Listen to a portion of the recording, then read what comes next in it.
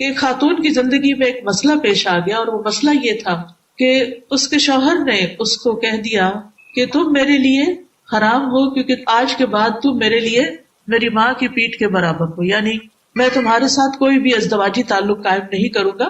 دور جاہلیت میں یہ ہوتا تھا کہ جب کسی کو طلاق دینی ہوتی تھی تو اس کا ایک طریقہ یہ تھا کہ طلاق کا لفظ بولا جاتا تھا کہ تمہیں میں طلاق دیتا ہوں یا تم آزاد ہو، اور ایک طریقہ یہ تھا کہ بیوی کو ماں کی طرح کہہ دیا جاتا تھا. تو یہ عورت سخت پریشان ہوئی، ان کے بچے چھوٹے تھے اور زندگی گزری تھی شوہر کے ساتھ اور وہ الگ نہیں ہونا چاہتی تھی. تو انہوں نے اپنے مسئلے کو اپنی ہمسائی کے سامنے پیش کیا. تو انہوں نے مشورہ دیا کہ تم حضور صلی اللہ علیہ وسلم کے پاس چلی جاؤ اور انہیں جا کر اپنا مسئلہ بتاؤ اور ان سے حل مانگو. ان خاتون کا نام خولہ بنت ثعلبہ تھا.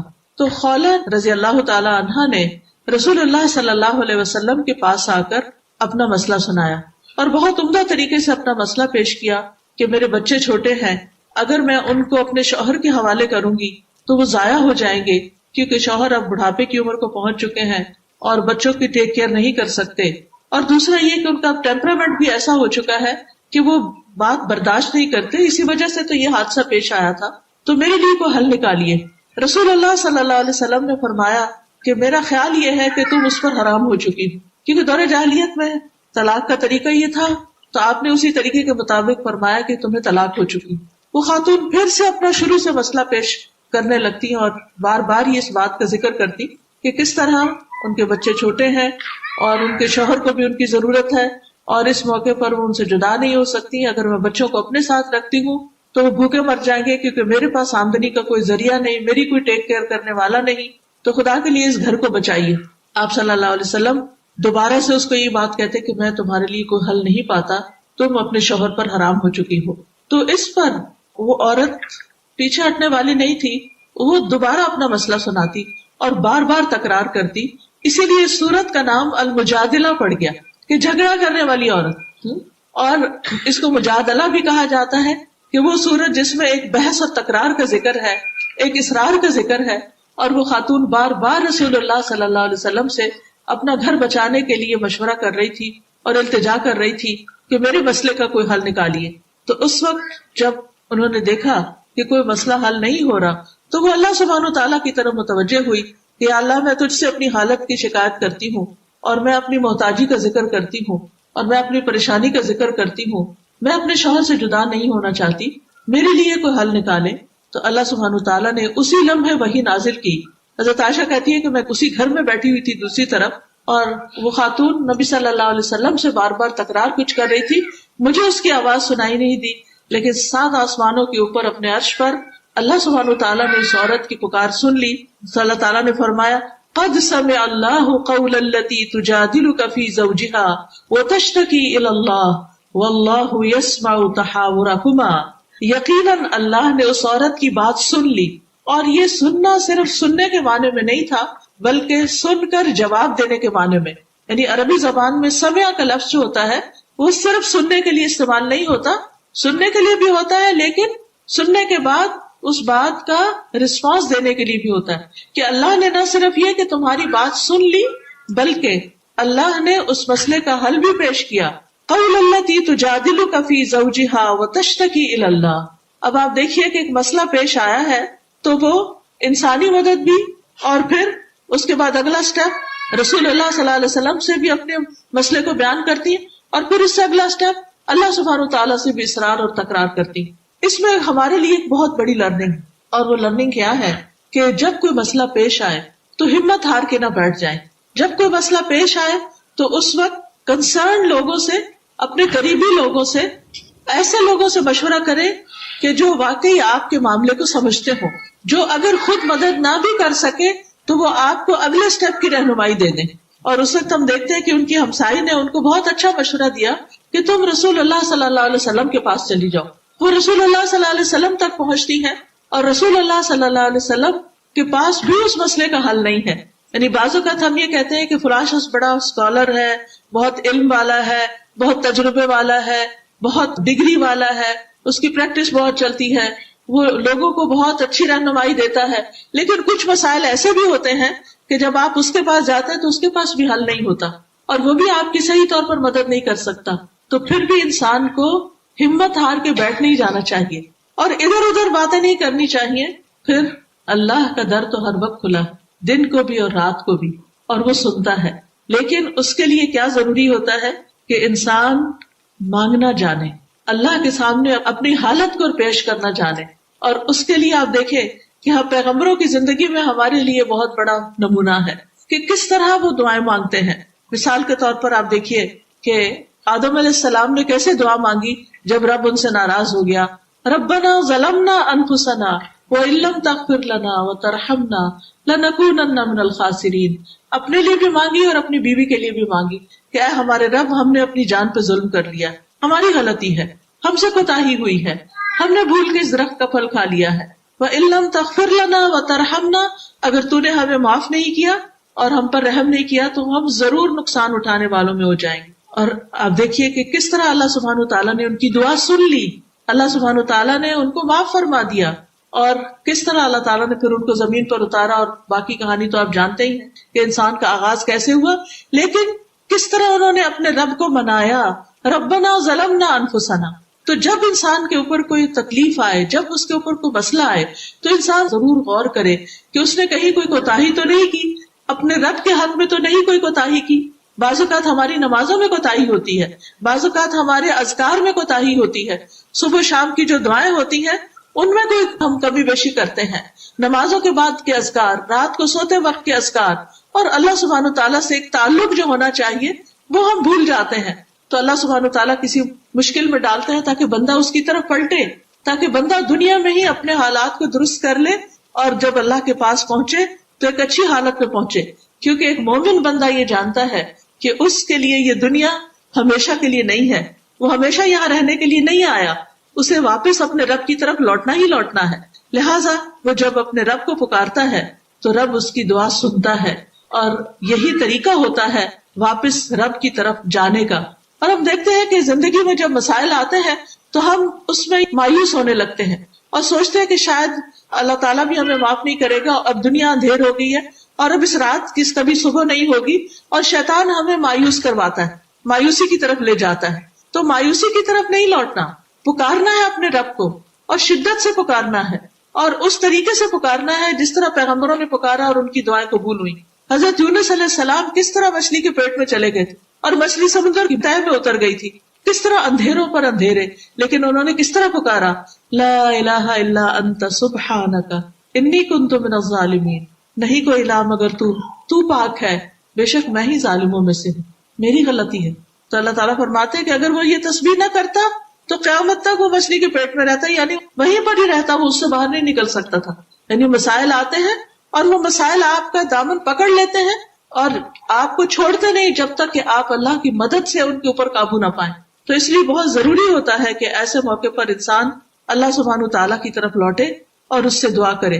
ایوب علیہ السلام کو کس طرح مرض نے آ گھیرا, 18 سال تک وہ بیمار رہے لیکن وہ مایوس نہیں ہوئے. کس طرح اللہ سبحانہ تعالیٰ کو پکارتے ہیں, انی مسنی الضر وانت ارحم الراحمین, کہ مجھے تکلیف پہنچی ہے اور تو ارحم الراحمین ہے. براہ راست دعا بھی نہیں کی, صرف اپنی تکلیف اور اپنے غم کا ذکر کیا. پھر اسی طرح حضرت زکریا علیہ السلام کی اولاد نہیں, وہ کس طرح دعا کرتے ہیں, رب ہب لی من لدنک ذریۃ طیبہ انک انت السمیع الدعاء. اور پھر ابراہیم علیہ السلام کس طرح دعائیں کرتے ہیں. تو ہم سارے پیغمبروں کی دعائیں دیکھیں, سورۃ الانبیاء میں یہ ساری چیزیں ایک جگہ اکٹھی ہوتی. سورۃ الانبیاء کا وہ رکوع پڑھنے کے لائق ہے, اس کا ترجمہ بار بار پڑھیے کہ کس طرح مختلف پیغمبروں نے اپنے رب کو پکارا اور رب نے ان کی پکار سنی, ان کی دعا سنی. تو اس لیے ہمیں بھی کبھی بھی مایوس نہیں ہونا چاہیے. یہاں بھی اللہ سبحانہ وتعالیٰ فرماتے ہیں یقیناً اللہ نے اس عورت کی بات سن لی جو تجھ سے اپنے خاوند کے بارے میں جھگڑ رہی تھی اور اللہ کی طرف شکایت کر رہی تھی, اور اللہ تم دونوں کی گفتگو سن رہا تھا, بے شک وہ سب کچھ سننے والا سب کچھ دیکھنے والا ہے. اور پھر اللہ سبحانہ وتعالیٰ نے اس مسئلے کا حل بھی پیش کیا. وہ لوگ جو تم میں سے اپنی بیویوں سے زہار کرتے ہیں وہ ان کی مائیں نہیں, ان کی مائیں ان کے سوا کوئی نہیں جنہوں نے انہیں جنم دیا, اور بلا شبہ وہ یقیناً ایک بری بات اور جھوٹ کہتے ہیں. یعنی یہاں پر جو مرد ایسی بات زبان سے نکالے, اللہ سبحانہ وتعالیٰ نے اس کی بات کو بری بات قرار دیا اور اس کو جھوٹ قرار دیا, اور بلا شبہ اللہ یقیناً بے حد معاف کرنے والا نہایت بخشنے والا ہے. یعنی اگر مرد سے بھی غلطی ہو گئی ہے اور غصے میں آ کر بیوی کے ساتھ کوئی ایسا معاملہ کر لیا ہے تو اگر وہ بھی توبہ کرے معافی مانگے تو اللہ تعالیٰ اس کو بھی معاف کر دے گا. اور وہ لوگ جو اپنی بیویوں سے زہار کرتے ہیں پھر اس سے رجوع کر لیتے ہیں یعنی بیویوں کو واپس لینا چاہتے ہیں جو انہوں نے کہا اس سے پلٹ آتے ہیں تو ایک گردن آزاد کرنا ہے. اب آپ دیکھیے کہ ایک منہ سے نکالی ہوئی بات کی کتنی بڑی پکڑ ہے کہ تم واپس اپنی بیوی کی طرف نہیں پلٹ سکتے جب تک کہ غلام آزاد نہ کرو. تو نبی صلی اللہ علیہ وسلم نے حضرت خولہ کو یہ بتایا کہ اب ان کو اپنے شوہر کو جا کر کیا بتانا ہے اور کس طرح وہ اس مشکل سے نکل سکتے ہیں. وہ کہنے لگی کہ وہ تو ان کے بس میں ہی نہیں. فرمایا اس سے پہلے کہ وہ ایک دوسرے کو ہاتھ لگائیں یعنی اب شوہر اس وقت تک بیوی سے جمع نہیں کر سکتا, تعلق قائم نہیں کر سکتا جب تک یہ گردن آزاد نہ کرے. اور پھر ساتھ ہی فرمایا اس سے پہلے کہ ایک دوسرے کو ہاتھ لگائیں یہ ہے وہ کفارہ جس کے ساتھ تم نصیحت کیے جاتے ہو اور اللہ اس سے جو تم کرتے ہو پوری طرح باخبر ہے. پھر جو شخص نہ پائے یعنی غلام آج کے دور میں بھی نہیں ہے تو وہ 2 مہینے پے در پے روزے رکھے متتابعن یعنی بیچ میں کوئی گیپ نہ ہو سوائے بیماری یا سفر کے. اور اگر چھوڑ دیا بغیر کسی عذر کے تو واپس سے دوبارہ سے شروع سے رکھنے ہوں گے. اب یہ مرد کو ایک طرح سے کفارے کے طور پر اس مشکل سے گزارا جا رہا ہے کیونکہ غصے کا علاج کیا ہے کہ انسان اپنا تزکیہ کرے اور تزکیہ روزے سے بڑھ کر کس چیز سے ہو سکتا ہے, اس لیے روزہ رکھنے کا حکم دیا گیا. اس سے پہلے کہ دونوں ایک دوسرے کو ہاتھ لگائیں پھر جو اس کی بھی طاقت نہ رکھے کیونکہ وہ کہنے لگی کہ وہ تو اتنے کمزور ہے کہ روزے تو رکھ ہی نہیں سکتے تو فرمایا تو 60 مسکینوں کو کھانا کھلا دے. یہ اس لیے کہ تم اللہ اور اس کے رسول پر ایمان لے آؤ یعنی اپنے ایمان کی تجدید کرو اور یہ اللہ کی حدیں ہیں اور انکار کرنے والوں کے لیے دردناک عذاب ہے. تو اس سے یہ پتہ چلتا ہے کہ اللہ سبحانہ تعالیٰ بندہ مومن کی فریاد سنتا ہے. جو اللہ سے رحم طلب کرتا ہے اللہ سبحانہ تعالیٰ اس پہ رحم فرماتا ہے. اور اللہ سبحانہ تعالیٰ کی 2 صفات کا یہاں ذکر کیا گیا کہ اللہ السمیع ہے, خوب سنتا ہے, ہر طرح کی آوازوں کو سنتا ہے, ہر طرح کی دعاؤں کو سنتا ہے, سب کی باتیں کوئی کسی بھی زبان میں کرے اس کے مطلب اور معنی کو سمجھتا ہے. اور پھر یہ کہ صرف سنتا ہی نہیں اس پر ایکشن بھی لیتا ہے. اور پھر نہ صرف یہ کہ سنتا ہے بلکہ وہ دیکھتا بھی ہے یعنی اپنے بندوں کے سارے اعمال کو ان کے سارے افعال کو دیکھنے والا بھی ہے. اور کس طرح جب یعقوب علیہ السلام نے اپنے رب کے سامنے شکوہ کیا انما اشکو بثی وحزنی الی اللہ کہ میں اللہ سے اپنے غم کی شکایت کرتا ہوں اور اپنے دکھ کی, تو کس طرح اللہ سبحانہ تعالیٰ نے ان کی بات سنی. اور پھر رات کی تنہائیوں میں کوئی پکارے یا دن کو کوئی پکارے اللہ سبحانہ تعالیٰ سب کو سنتا ہے. پھر اسی طرح وہ سب کو دیکھتا ہے یعنی کوئی بھی چیز اس سے مخفی نہیں. ان اللہ لا یخفی علیہ شیء فی الارض ولا فی السماء, زمین میں ہو یا آسمان میں ہو کوئی چیز اللہ تعالیٰ سے چھپی ہوئی نہیں. مخلوق کے ہر معاملے کو دیکھتا ہے, بندوں کے دلوں کے حالات تک کو جانتا ہے, آنکھوں کی خیانت اور سینے کے راز تک جانتا ہے. تو جو بندہ یہ یقین رکھتا ہے کہ اللہ سنتا ہے اور اللہ دیکھتا ہے تو پھر وہ اسی طرح عبادت بھی کرتا ہے. دعا مانگتے ہوئے اللہ کی صفت السمیع کو یاد رکھتا ہے اور عبادت کرتے ہوئے اللہ کی صفت البصیر کو یاد رکھتا ہے کہ کس طرح وہ اپنے رب کو سننے اور دیکھنے والا پاتا ہے, اس لیے وہ اس سے مایوس نہیں ہوتا اور اس بات پر یقین رکھتا ہے کہ اللہ تعالیٰ اس کے ہر عمل کو دیکھتا ہے. تو اس لیے جیسے قرآن مجید میں بھی آتا ہے وَلِلَّهِ الْأَسْمَاءُ الْحُسْنَى فَادْعُوهُ بِهَا, اللہ کے لیے ہے اچھے اچھے نام, ان ناموں سے اس کو پکارو. تو یا سمیع یا بصیر یا سمیع الدعاء اس طرح کر کر کے یا قوی یا عزیز یا قدیر یا رحمان یا رحیم یا ذل جلال والاکرام. حدیث میں آتا ہے کہ کثرت سے یا ذل جلال والاکرام کے ساتھ اللہ تعالیٰ کو پکارو کیونکہ اللہ تعالیٰ دعا سننے والا ہے. لہٰذا انسان کو اللہ سے مایوس نہیں ہونا چاہیے. ہم سب محتاج ہیں, پکارتے وقت اپنی محتاجی کا بھی ذکر کریں. یا ایھا الناس انتم الفقراء الی اللہ, اے لوگو تم سب اللہ کے محتاج ہو. واللہ هو الغنی الحمید, اور اللہ بے نیاز ہے, قابل تعریف ہے. انسان بہت کمزور پیدا کیا گیا ہے. انسان کے پاس خواہ کتنا بھی مال ہو, کتنا بھی علم ہو, کتنا بھی اس کے پاس ذہانت ہو, ان ساری فیکلٹیز کے باوجود بھی انسان کمزور ہے. قرآن مجید میں اللہ تعالیٰ فرماتے ہیں وَخُلِقَ الْإِنسَانُ ضَعِيفًا, کہ انسان کمزور پیدا کیا گیا ہے اور اس کے ساتھ ساتھ انسان مشکلات میں بھی گرا ہوا ہے. لَقَدْ خَلَقْنَا الْإِنسَانَ فِي كَبَدٍ, کہ ہم نے انسان کو بڑی مشقت میں پیدا کیا ہے، لیکن اللہ کے پاس ہر مسئلے کا حل ہے. یعنی بندہ کمزور ہے، اللہ تعالیٰ کمزور نہیں. اس لیے بہت ضروری ہے کہ انسان اللہ تعالیٰ کو پکارے. اللہ سبحانہ و تعالیٰ ایک حدیث قدسی میں فرماتے ہیں، اے میرے بندو تم سب گمراہ ہو سوائے اس کے جسے میں ہدایت دوں، تم مجھ سے مانگو میں تمہیں ہدایت دوں گا. اے میرے بندو تم سب بھوکے ہو سوائے اس کے جسے میں کھلاؤں، تو تم سب مجھ سے کھانا مانگو میں تمہیں کھانا کھلاؤں گا. اے میرے بندو تم سب برہنہ ہو سوائے اس کے جسے میں لباس پہناؤں، تم سب مجھ سے لباس مانگو میں تمہیں پہناؤں گا. اے میرے بندو تم سب دن رات گناہ کرتے ہو اور میں سارے گناہوں کو بخشتا ہوں، تو تم مجھ سے بخشش مانگو میں تمہیں بخش دوں گا. اے میرے بندو تم اولین اور آخرین جن و انس ایک صاف چٹیل میدان میں کھڑے ہو کر مجھ سے مانگو اور میں ہر ایک کو وہ عطا کروں جو وہ مانگے، تو پھر بھی میرے خزانوں میں کبھی نہیں ہوگی مگر جتنی سمندر میں سوئی ڈال کر نکالنے سے پانی میں کبھی واقع ہوتی ہے. نتھنگ. ایک سوئی کو کیا پانی لگتا ہے؟ تو اللہ کے خزانوں میں کبھی نہیں آتی. اس لیے ہمیں کبھی بھی مانگتے ہوئے جھجکنا نہیں چاہیے، شرمانا نہیں چاہیے، ڈرنا نہیں چاہیے، اور مانگتے چلے جانا چاہیے اور رو رو کے مانگنا چاہیے، فریاد کر کر کے مانگنا چاہیے، اپنے گناہوں اور غلطیوں کا اعتراف کر کے مانگنا چاہیے. اور جو اللہ کی طرف پلٹتا ہے، اس کو راضی کرتا ہے، نیک اعمال کرتا ہے اور یہ سمجھتا ہے کہ اللہ کے سوا کوئی مددگار نہیں، تو اللہ سبحانہ تعالیٰ اس کی مدد کرتا ہے. پھر یہ یاد رکھیے کہ وَلِلَّهِ خَزَائِنُ السَّمَاوَاتِ وَالْأَرْضِ، آسمان و زمین کے خزانے اللہ کے پاس ہیں. تو جب وہ سارے خزانوں کا مالک ہے تو ہمیں دینے میں تو اس کو صرف کن کہنا ہے، اس کے لیے کیا مشکل ہے؟ تو اس سے مانگیے. وہ تو یہ دیکھ رہا ہے کہ کس وقت میرا بندہ اس کی طرف پلٹتا ہے اور وہ اس کی سنتا ہے، اور پھر اسے کسی سے مشورہ نہیں کرنا. وہ ہر چیز پر پوری طرح قادر ہے. جو بھی بھلائی اور جو بھی تکلیف انسان پر آتی ہے اس کو پوری طرح ہٹانے پر قادر ہے. وہ اچھے حالات کو بھی پھیر سکتا ہے اور برے حالات کو بھی. اللہ تعالیٰ فرماتے ہیں وَإِن يَمْسَسْكَ اللَّهُ بِضُرٍّ فَلَا كَاشِفَ لَهُ إِلَّا هُ، اگر اللہ تجھے کوئی تکلیف پہنچائے تو اس کے سوا اسے کوئی دور کرنے والا نہیں. جس مرضی کے پاس چلے جاؤ کوئی ہٹانے والا نہیں. اور اگر وہ تجھے کوئی بھلائی پہنچائے تو وہ ہر چیز پر پوری طرح قادر ہے. ساری مصیبتیں، ساری مشکلات اور سارے مسائل کا حل کرنے والا اللہ ہے. بل حجیم قبیلہ کے ایک آدمی سے روایت ہے، وہ کہتے ہیں میں نے پوچھا اے اللہ کے رسول آپ کن چیزوں کی دعوت دیتے ہیں، آپ کی دعویٰ کیا ہے؟ آپ نے فرمایا میں اس اللہ کی طرف دعوت دیتا ہوں جو ایک اکیلا ہے.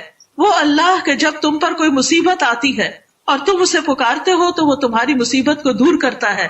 جب تم کسی بیابان اور جنگل میں راستہ بھول جاؤ اور اس سے دعا کرو تو وہ تمہیں واپس پہنچا دیتا ہے. جب تم قحط سالی میں مبتلا ہوتے ہو اور اس سے دعا کرتے ہو تو وہ تم پر پیداوار ظاہر کرتا ہے. تو اللہ سبحانہ تعالیٰ خود بھی چاہتے ہیں کہ ہم اس کو پکاریں.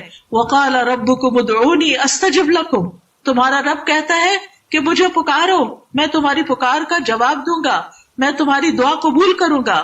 إِنَّ الَّذِينَ يَسْتَكْبِرُونَ عَنْ عِبَادَتِي سَيَدْخُلُونَ جَهَنَّمَ دَاخِرِينَ، بے شک وہ لوگ جو میری عبادت سے تکبر کرتے ہیں ان قریب ذلیل و خوار ہو کر جہنم میں داخل ہوں گے.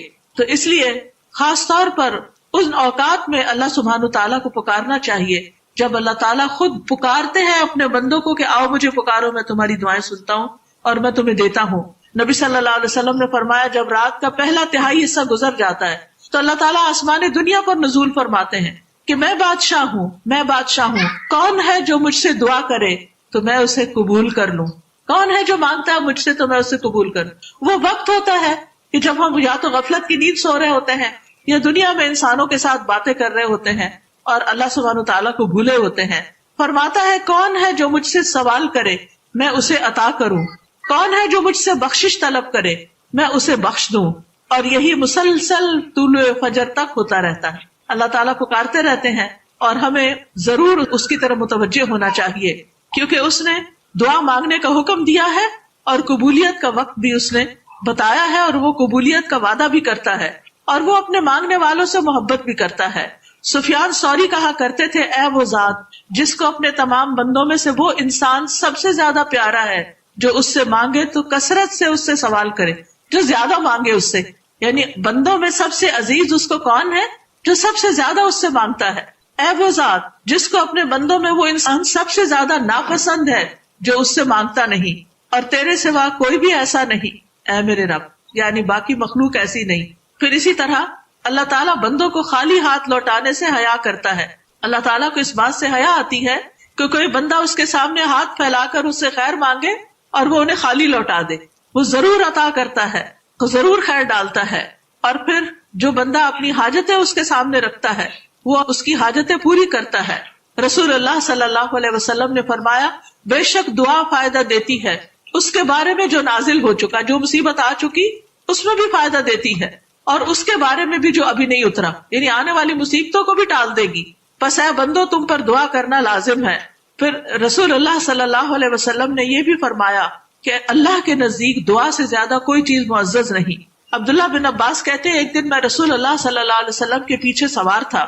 آپ نے فرمایا اے لڑکے میں تجھے چند کلمات سکھا رہا ہوں، اللہ کے احکام کی حفاظت کرو اللہ تمہاری حفاظت کرے گا. یعنی تم اللہ کے حکم مانو، جو تم پر فرائض عائد ہوتے ہیں ان کو پورا کرو، اللہ تعالیٰ تمہاری ضروریات پوری کرے گا. اللہ کی حفاظت کرو تم اسے اپنے سامنے پاؤ گے. اللہ تعالیٰ کو ہماری حفاظت کی ضرورت نہیں، مراد اس سے ہے اس کے احکام کی حفاظت. جب مانگو اللہ سے مانگو، جب مدد چاہو اللہ ہی سے چاہو. پھر اسی طرح یہ ہے کہ دعا کرنے سے کبھی عاجز نہیں آنا چاہیے، کبھی تھکنا نہیں چاہیے، کبھی یہ نہیں کہنا چاہیے کہ میری تو سنی نہیں جاتی. جو آدمی اللہ سے مانگتا نہیں اللہ تعالیٰ اس سے ناراض ہوتا ہے، اور مایوس ہونا کبیرہ گناہ ہے. اللہ تعالیٰ بندوں کی مایوسی پر مسکراتا ہے کہ کس طرح بندوں کا مسئلہ حل ہونے والا ہوتا ہے اور وہ دعا مانگنا چھوڑ دیتے ہیں. کس طرح جب ابراہیم علیہ السلام کو آگ میں پھینکا جانے والا تھا اور انہوں نے دعا کی حسبنا اللہ و نعم الوکیل، تو اس وقت اللہ سبحانہ تعالیٰ نے ان کو آگ سے بچایا. جس شخص کا باپ اور جس کی ماں اور جس کے بہن بھائی سب اس کے دشمن ہو جائیں اور وہ اپنے ہاتھوں اس کو آگ میں پھینک رہے ہوں اور اس کو بچانے والا کوئی بھی انسان دنیا میں نہ ہو، تو اس کو کس نے بچایا؟ اس کو صرف اللہ نے بچایا. حسبنا اللہ و نعم الوکیل. تو ایسے مسائل جن کا آپ کے پاس کوئی حل نہیں، جن میں آپ کی کوئی بھی مدد نہیں کر رہا، کوئی آپ کو کام نہیں آ رہا، کسی کی کاؤنسلنگ، کسی کا وظیفہ، کسی کی کوئی بات، تو آپ اپنے رب کی طرف رجوع کریں، یا رب حسبنا اللہ و نعم الوکیل پڑھے. پھر اسی طرح یعقوب علیہ السلام اپنے بچوں سے کہتے ہیں جب ان کے بنیامین بیٹے بھی گم گئے، یا بنی اذهبوا فتحسسوا من یوسف واخیہ ولا تیأسوا من روح اللہ انہ لا ییأس من روح اللہ الا القوم الکافرون. اے میرے بیٹو جاؤ یوسف اور اس کے بھائی کا سراغ لگاؤ اور اللہ کی رحمت سے مایوس نہ ہو. بے شک حقیقت یہ ہے کہ اللہ کی رحمت سے نا امید نہیں ہوتے مگر وہی جو کافر ہیں. پھر تکرار سے دعا کریں، تکرار اور اصرار اور ہاتھ اٹھا کر اور پھر خوب بلند کر کے. ایسے بعض اوقات ہم کرتے ہیں یوں کر کے مٹھی بند کی بھی ہوتی ہے اور دعا کر رہے ہوتے ہیں. نہیں، کھولے ہاتھوں کو، ہاتھ اونچے کریں اور پکار پکار کے اللہ تعالیٰ کو فریادیں کر کر کے اللہ سے دعا مانگے. توجہ اور دل سے دعا مانگے. یہ نہیں کہ آپ ہاتھ اس طرح رکھ کے پریشان حال بیٹھے ہوئے اور بس دل میں سوچ رہے ہیں اچھا اللہ تعالیٰ آپ ہی ہیں جو کچھ کر دیں، آپ کرنا چاہیں تو کر دیں. نہیں، ایسے نہیں دعا کرنی. پورے یقین کے ساتھ، توجہ کے ساتھ، دل کے ساتھ، پختگی کے ساتھ، اور جلد بازی سے بھی بچنا ہے کہ میں نے بہت دعا کر لی اب تو میری دعا قبول نہیں ہوئی تو اب مزید تو کرنے کا شاید فائدہ نہیں. پھر اسی طرح یہ ہے کہ بدر کے موقع پر کس طرح نبی صلی اللہ علیہ وسلم نے اللہ تعالیٰ کو پکارا اور بار بار پکارا. اس طرح کہ حضرت علی کہتے ہیں کہ غزوہ بدر کی رات ہم نے دیکھا، اور یہ اللہ کے رسول ہیں، کہ ہمارے درمیان ہر شخص سو جاتا تھا سوائے رسول اللہ صلی اللہ علیہ وسلم کے، جو ایک درخت کے نیچے نماز پڑھتے جاتے تھے اور روتے جاتے تھے یہاں تک کہ صبح ہو گئی. ہم جنگ بدر میں کامیابی کا ذکر تو بڑے فخر سے کرتے ہیں، لیکن اس کے پیچھے رسول اللہ صلی اللہ علیہ وسلم کی دعاؤں کو بھول جاتے ہیں کہ کس طرح انہوں نے رو رو کر ساری رات دعا کی. اور پھر وہ کہتے ہیں کہ اتنے کمزور حال میں تھے ہم کہ غزوہ بدر کے دن مقداد بن اسود کے علاوہ ہم میں کوئی گھڑ سوار نہ تھا. پھر اسی طرح نبی صلی اللہ علیہ وسلم نے جو دعا کی وہ کس طرح قبلہ رخ ہوئے، اپنے ہاتھوں کو اٹھایا، گڑ گڑا کر دعا مانگی، اے اللہ میرے لیے اپنے کیے ہوئے وعدے کو پورا فرما، اے اللہ اپنے وعدہ کے مطابق عطا فرما، اے اللہ اگر اہل اسلام کی یہ جماعت ہلاک ہو گئی تو زمین پر تیری عبادت نہ کی جائے گی. تو ابو بکر رضی اللہ عنہ آئے، آپ کی چادر کو اٹھایا، آپ کے کندھے پہ ڈالا، پیچھے سے آپ کے ساتھ لپٹ گئے، عرض کیا اللہ کے نبی اب اپنے رب سے دعا کافی ہو چکی ہے، وہ عنقریب ضرور آپ سے کیے ہوئے وعدے کو پورا کرے گا. کس طرح وہ حوصلہ دلاتے ہیں اور کس طرح پھر وہ آگے بڑھ کر حملہ آور ہوتے ہیں اور کس طرح اللہ سبحانہ تعالیٰ نے ان کی دعا سنی. نبی صلی اللہ علیہ وسلم پر جادو ہو گیا تھا اور اس میں آپ جو کچھ پیش کرتے تھے دین کے معاملات میں اس میں تو کوئی خلل نہیں آیا، لیکن جو آپ کے اپنے ذاتی معاملات ہوتے تھے اس میں کچھ بھول کا بھی بازو کا شکار ہو جاتے تھے، آپ کی کیفیات کچھ بدل گئی تھی. تو آپ صلی اللہ علیہ وسلم نے کیا کیا؟ حضرت عائشہ کہتی ہیں بنو زریق کے ایک یہودی لبید بن عاصم نے رسول اللہ صلی اللہ علیہ وسلم پر جادو کر دیا، جس کی وجہ سے رسول اللہ صلی اللہ علیہ وسلم کو کسی چیز کے بارے میں خیال ہوتا کہ آپ نے وہ کام کر لیا ہے، حالانکہ وہ کیا نہ ہوتا تھا. حتیٰ کہ ایک دن یا رات آپ میرے پاس تھے اور آپ نے بار بار دعا کی، پھر فرمایا اے عائشہ کیا تمہیں معلوم ہے کہ جو کچھ میں نے اللہ سے پوچھا تھا اللہ نے مجھے اس کا جواب دے دیا ہے. یہ غور سے دوبارہ سنیے کہ نبی صلی اللہ علیہ وسلم حضرت عائشہ کے گھر میں تھے، آپ نے بار بار دعا کی، بار بار دعا کی. پھر حضرت عائشہ سے کہا تمہیں معلوم ہے جو کچھ میں نے اللہ سے پوچھا تھا اللہ نے مجھے اس کا جواب دے دیا. میرے پاس دو آدمی آئے، ان میں سے ایک میرے سر کے پاس، دوسرا میرے پاؤں کے پاس بیٹھ گیا. ایک نے اپنے دوسرے ساتھی سے پوچھا اس صاحب کو کیا بیماری ہے؟ دوسرے نے کہا اس پر جادو کیا گیا ہے. اس نے کہا کس نے جادو کیا ہے؟ دوسرے نے کہا لبید بن عاصم نے کیا ہے. پوچھا کس چیز میں ہے؟ بتایا کنگھی اور جھڑنے والے بالوں میں. پھر انہیں نر کھجور کے خوشے میں رکھا ہے. پوچھا یہ جادو کہاں ہے؟ کہا زروان کے کنویں میں. چنانچہ آپ صلی اللہ علیہ وسلم اپنے ساتھیوں کو لے کے وہاں پر گئے اور اس کنویں سے اس چیز کو نکلوایا اور پھر اس کو ختم کر دیا. تو اس سے آپ اندازہ لگا سکتے ہیں کہ کس طرح اللہ سبحانہ وتعالیٰ نے ان کی دعا سنی اور کس طرح یعنی اس کا حل بھی دکھا دیا اور اس کی صورت سامنے آ گئی اور پھر اللہ سبحانہ وتعالیٰ کی مدد کس طرح پہنچی. تو کہنے کا مطلب یہ ہے کہ اجتماعی معاملات ہو یا انفرادی معاملات ہو، ذاتی مسئلہ ہو، جن جادو کا مسئلہ ہو یا شادی کا مسئلہ ہو یا رزق روزی کا مسئلہ ہو یا کسی معاملے میں کوئی ڈیسیژن لینے کا مسئلہ ہو، اللہ کو پکارے، بار بار پکارے، کثرت سے پکارے، قبولیت کے اوقات میں پکارے، تکرار سے پکارے، اور اللہ ہی بندے کے لیے کافی ہے. وَمَن يَتَوَكَّلْ عَلَى اللَّهِ فَهُوَ حَسْبُهُ إِنَّ اللَّهَ بَالِغُ أَمْرِهِ لَقَدْ جَعَلَ اللَّهُ لِكُلِّ شَيْءٍ قَدْرًا. جو شخص اللہ پر بھروسہ کرے وہ اسے کافی ہے، اللہ اپنا کام پورا کر کے رہتا ہے. بلا شبہ اللہ نے ہر چیز کا ایک اندازہ مقرر کر رکھا ہے، ہر چیز کا ایک اندازہ مقرر، ہر چیز کا ایک وقت ہے. آپ دعائیں مانگتے جائیں، جب دعا کے پورے ہونے کا وقت آئے گا تو آپ کی دعا قبول ہو جائے گی. اور پھر اللہ تعالیٰ بندے کے گمان کے مطابق معاملہ کرتا ہے. اگر آپ کا گمان یہ ہے کہ اللہ تعالیٰ کام کرے گا تو ناممکن کام بھی آپ کا ہو جاتا ہے، مشکلات ٹل جاتی ہیں، پہلے سے بہتر نعمتیں آپ کو ملتی ہیں، پہلے سے بہتر صحت آپ کو ملتی ہے. اگر کوئی الزام آپ پر لگا رہا ہے تو ان کے مقابلے میں آپ کو اللہ کافی ہو جاتا ہے. جیسے حضرت عائشہ رضی اللہ تعالیٰ عنہا کے معاملے میں اللہ تعالیٰ ان کو کافی ہو گیا اور ان کے دفاع میں اللہ تعالیٰ نے قرآن میں آیات نازل کی. پھر دشمن کے مقابلے میں مدد مانگنے میں اللہ تعالیٰ کافی ہو جاتا ہے. دشمنوں سے حفاظت ملتی ہے، چاہے انسانوں میں سے دشمن ہو یا جنات میں سے دشمن ہو. اللہ تعالیٰ فرشتوں کے ذریعے اپنے بندوں کو مطمئن کرتا ہے، اپنے بندوں کو ضائع نہیں کرتا اور ان کی پریشانی کو دور کرتا ہے. تو اس لیے بہت ضروری ہے کہ ہم بھی حضرت خولہ بنت ثعلبہ کی طرح اللہ سے تکرار کر کر کے دعا کریں. اور اس واقعے کو میں نے اس لیے انتخاب کیا ہے کہ آپ دیکھیے کہ وہ رسول اللہ صلی اللہ علیہ وسلم کی خدمت میں بیٹھی ہیں اور چاہتی ہیں آپ مسئلہ حل کر دیں، لیکن آپ حل نہیں کر پا رہے. مسئلے کا حل اللہ کی طرف سے آتا ہے. تو اس کا مطلب کیا ہے؟ بندوں کے پاس مسائل کا حل نہیں ہوتا، مسائل کا حل اللہ کے پاس ہوتا ہے. اللہ کو پکارے. اور نبی صلی اللہ علیہ وسلم دنیاوی معاملات میں تو لوگوں کی مدد کرتے تھے، کوئی بھوکا آتا کھانا کھلاتے یا اور اسی طرح، لیکن دعائیں صرف اللہ ہی سنتا ہے. پیغمبر دعائیں نہیں سنتے، اللہ سبحانہ تعالیٰ سنتے ہیں اور اللہ کی طرف رجوع کرنے سے ہی مسائل حل ہوتے ہیں. سب سے پہلی بات تو یہ ہے کہ گناہ ہوتا کیا ہے؟ گناہ کس کو کہتے ہیں؟ آپ کے نزدیک گناہ کی ڈیفینیشن کیا ہے؟ جی آپ بتائیے. ہر وہ کام جو اللہ تعالیٰ کی مرضی کے خلاف ہو، اس کے علاوہ کوئی اور جسے کرتے ہوئے ڈر لگے. اور جی گناہ وہ ہوتا ہے جو دل میں کھٹکے. گناہ کی تعریف خود رسول اللہ صلی اللہ علیہ وسلم نے فرمائی ہے، الاثم ما حاک فی صدرک وکرہت ان یطلع علیہ الناس. گناہ وہ ہے جو تمہارے دل میں کھٹک جائے، جس کو کرنے کے بعد تمہارا دل برا ہو کہ میں نے ٹھیک نہیں کیا. یعنی ظاہری طور پر گناہ، غلط کام کہ جسے کر کے تمہارا دل خوش نہ ہو. اور دوسری چیز، اگر تم چھپ کے کرو تو تمہارے اندر کا احساس کیا ہو کہ ہائے کہیں لوگوں کو پتہ نہ چل جائے. ظاہری طور پر ہو تو اس کی کھٹک تمہیں محسوس ہو، اور چھپ کے کیا ہوا ہو تو آپ اس کے ظاہر ہونے یا کھلنے سے ڈرنے لگے یا ڈریں. یہ پتہ نہیں چلنا چاہیے کسی کو. ٹھیک ہے. تو آپ اس ڈیفینیشن کو یاد رکھیں گے. الاثم ما حاک فی صدرک وکرہت ان یطلع علیہ الناس.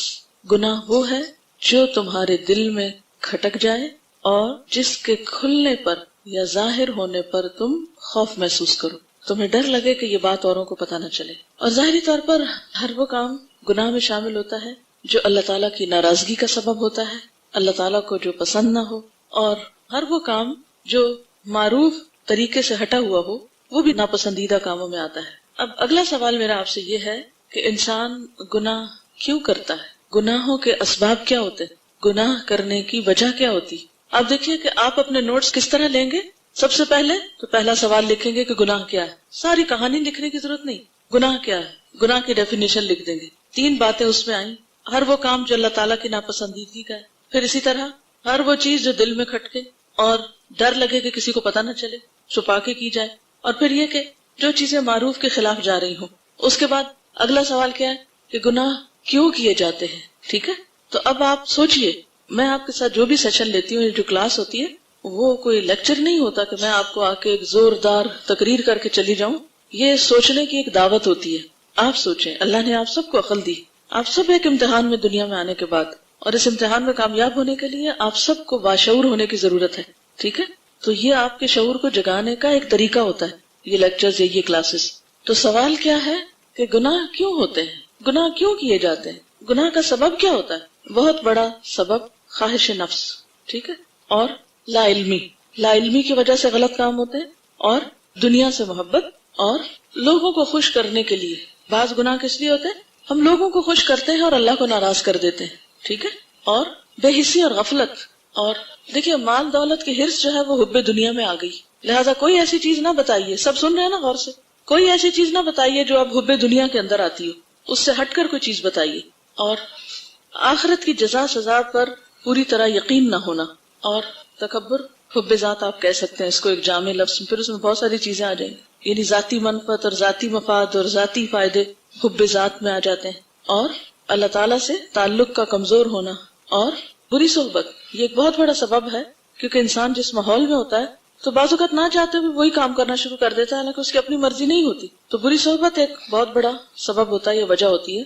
اور شیطان کے وسوسوں کا شکار ہونا، یہ شیطان کے بہکاوے میں آ جانا، اور اللہ کی رحمت سے مایوس ہونا، یعنی مایوسی انسان کو گناہوں کی طرف لے جاتی ہے. اور ماحول اور معاشرے کا خوف، اور انسانی تعلقات کی خرابی، یعنی غلط کار لوگوں کے پھر انسانوں سے بھی تعلقات خراب ہو جاتے ہیں. بہرحال بنیادی اسباب آپ کے سامنے آ گئے ہیں. زبیدہ، آپ ان سب اسباب کو دوبارہ دہرائیں اور چیک کریں لسٹ، کیا آپ سب نے ان سارے اسباب کو صحیح طور پر لکھ لیا ہے؟ گناہوں کے جو اسباب بتائے گئے ان میں خواہش نفس کی پیروی، لا علمی، دنیا سے محبت، لوگوں کو خوش کرنے کے لیے غلط کام کرنا، بے حسی یا غفلت، آخرت پر یقین نہ ہونا، حب ذات، اللہ سے کمزور تعلق، شیطان کا بہکاوا، بری صحبت، اللہ تعالیٰ کی رحمت سے مایوس ہونا. ارادے کی کمزوری بھی لکھ لیں.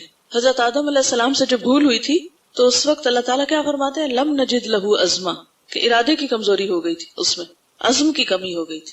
کیونکہ جب ہم بعض اوقات ایک غلط کام نہیں کرنا چاہتے لیکن کیا ہوتا ہے، ہم ڈھیلے پڑ جاتے ہیں، تو ارادے کی کمزوری اس میں شامل ہو جاتی ہے. اب آپ دیکھیے کہ کتنے سارے اسباب ہیں، ان سب اسباب پہ ایک نظر ڈالیے.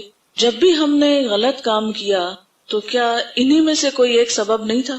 بعض اوقات لا علمی تھی، بعض اوقات غفلت، بے حسی، بعض اوقات انا پرستی یا حب ذات، بعض اوقات ارادے کی کمزوری.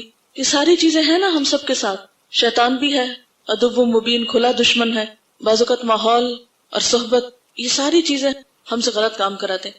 آپ یوں سمجھیں کہ ہم کھڑے ہیں نا، امیجن کریں اپنے آپ کو، اور یہ جتنی بھی چیزیں ہیں ان سب کو ایک تیر کی شکل دیں، یہ سارے تیر آپ کی طرف آ رہے ہیں. تو آپ دیکھ سکتے ہیں کہ ہم کتنے خطرات میں گھرے ہوئے ہیں، کتنی چاروں طرف سے جلغار ہیں، اندر سے بھی اور باہر سے بھی، ہے یا نہیں؟ پھر بھی اگر ہم میں سے کوئی یہ کہے کہ نہیں، میں تو کوئی غلطی کرتی نہیں، یہ میرا تو کوئی قصور ہے، میں تو بہت پاک باز بیوی ہوں، کوئی کہہ سکتا ہے ہم میں سے؟ کون کہتا ہے؟ کون سمجھتا ہے؟ کون اس بھول کا شکار ہے؟ کون اس غلط فہمی میں؟ اگر وہ کوئی ہے اس غلط فہمی میں جو یہ سمجھتا ہو کہ میرے میں قصور کوئی نہیں اور میں نے گناہ نہیں کبھی کیا، یہ میری غلطی کوئی نہیں، تو وہ کتنے بڑے دھوکے میں کہ نہیں ہے نا دھوکے میں. کیا واقعی ہم سمجھتے ہیں کہ ہم سب سے گناہ ہوتے ہیں؟ کیا واقعی ہم چاہتے ہیں کہ ہمارے گناہ معاف ہو جائیں؟ کیا واقعی ہم چاہتے ہیں کہ ہمارے گناہ دھل جائیں، ہم صاف ہو جائیں؟ کیونکہ جب تک آپ اعتراف نہیں کریں گے کہ ہم سے غلطی ہوتی ہے، جب تک آپ اعتراف نہ کریں کہ ہم میں غلطیاں ہیں، اس وقت تک یہ پڑھنے کا فائدہ ہی کوئی نہیں کہ آئے گناہوں کو دھونے والے کام کرتے ہیں، کیونکہ ان کو تو آپ سیریسلی لیں گے بھی نہیں. پھر یہ تو علاج بتایا جائے گا نا آپ کو. یہ جو کچھ میں آپ کو پڑھانے جا رہی ہوں اس کتاب میں سے، یہ دراصل کیا ہے؟ علاج ہے. تو علاج کس کا ہوتا ہے؟ جو سب سے پہلے تو یہ سمجھے کہ وہ خطرات میں ہے، بیماریوں کی زد میں ہے، اور پھر کچھ بیماریاں اس پہ اٹیک بھی کی ہوئی ہیں اور وہ ان کا شکار بھی ہو چکا ہے. تو اب ضرورت کس بات کی ہے کہ وہ ان سے باہر نکلے. اگر باہر نہ نکلے تو گناہوں کے بوجھ، وزر اور اوزار، کیا یہ بوجھ ہمارے لیے نقصان دہ ہیں؟ کیا نقصان ہے؟ اگر ہمارے اوپر گناہ لدے رہیں کیا نقصان ہے؟ آپ کہیں گے مجھے تو کچھ بھی نہیں ہوتا، میں تو اچھی بلی کھا پی رہی ہوں، بھاگ دوڑ کر رہی ہوں، دنیا میں سب کچھ کر رہی ہوں، مجھے کیا فکر ہے؟ کوئی مشکل کیا ہوگا؟ چلیے گناہوں کا نقصان کیا ہوتا ہے؟ جب گناہ ہم اپنے اوپر لادے رکھتے ہیں اور بعض اوقات لدے ہوئے اور ہم کو پتہ بھی نہیں کہ ہم گندے ہیں، میلے ہیں، احساس بھی نہ ہو، آخرت خراب ہوگی. اور کیا ہوگا؟ ایک گناہ سے اور گناہ نکلے گا. اگر کچھ گناہوں کی ہم نے جڑیں نہ کاٹی، ختم نہ کیے، تو وہ اور گناہوں کا سبب بن جائیں گے. اور کیا نقصان ہوتا ہے گناہ کا؟ احساس گناہ یا احساس زیاں بھی مٹ جائے گا، اللہ سے دور ہو جائیں گے، اللہ کی رحمت سے دور ہو جائیں گے، دل سیاہ ہو جاتا ہے، اور نیکی کرنے کی جو خواہش ہوتی ہے یا ایک شوق ہوتا ہے وہ کم ہوتا چلا جاتا ہے، اور ضمیر پر بوجھ پڑ جاتا ہے، اور ضمیر کا بوجھ انسان کو لے ڈوبتا ہے. انسان کے لیے اداسی، پریشانی، ڈپریشن، خوف، اگر ہم گناہوں سے باہر نہیں نکلیں گے تو یہ سارا کچھ جمع ہو کے ہمارے اوپر کیا بن جائے گا؟ بوجھ ڈال دے گا، اور اس بوجھ کے تلے دب کے ہم ڈپریشن کا شکار ہو جائیں گے، مایوسی اور غم کا اور خوف کا شکار ہو جائیں گے، اور وہ سب کچھ مل جل کے ہماری شخصیت کو تباہ و برباد کر دے گا. دنیا میں بھی نقصان دہ ہے، یعنی گناہ صرف آخرت میں نہیں، دنیا میں بھی انسان کے لیے ہلاکت خیز ہے. اور دنیا میں کیا نقصان ہوتا ہے گناہوں سے انسان کو؟ دنیا میں بھی پکڑ ہو سکتی ہے، اور بعض گناہ تو ایسے ہوتے ہیں جن کی سزا دنیا میں ہی ملنے لگ جاتی ہے انسان کو. اور اس کے علاوہ انسان کا رزق بھی بعض اوقات کم ہو جاتا ہے. انسان کو ایک نعمت ملنے والی ہوتی ہے، لیکن اتنے میں انسان کو ایسا گناہ کر بیٹھتا ہے کہ وہ خیر آتے آتے اس سے رک جاتی ہے. دنیا میں بھی خیر کے دروازے اس پہ بند ہونے لگتے ہیں. جب ہم غلط کرتے ہیں تو ہم معاشرے میں ایک غلطی کو رواج دیتے ہیں، دوسرے لوگ ہمیں دیکھ کے غلطی کرتے ہیں تو ان کے گناہوں کا بوجھ بھی ہم پہ پڑنے لگتا ہے، ان کے ذمہ دار بھی ہم قرار دیے جائیں گے، آثار میں شمار ہونے لگتے ہیں وہ سب. نیکیوں میں دل نہیں لگتا، نیک کام کرنے کو دل نہیں چاہتا، پھر نیکی بوجھل لگنے لگتی، مایوسی آنے لگتی. انسان سوچتا ہے میں نے اتنا غلط کیا ہوا ہے تو اب مزید مجھے کیا فائدہ اچھے کام کرنے کا. بعض اوقات انسان کی عمر بھی کم ہو جاتی ہے.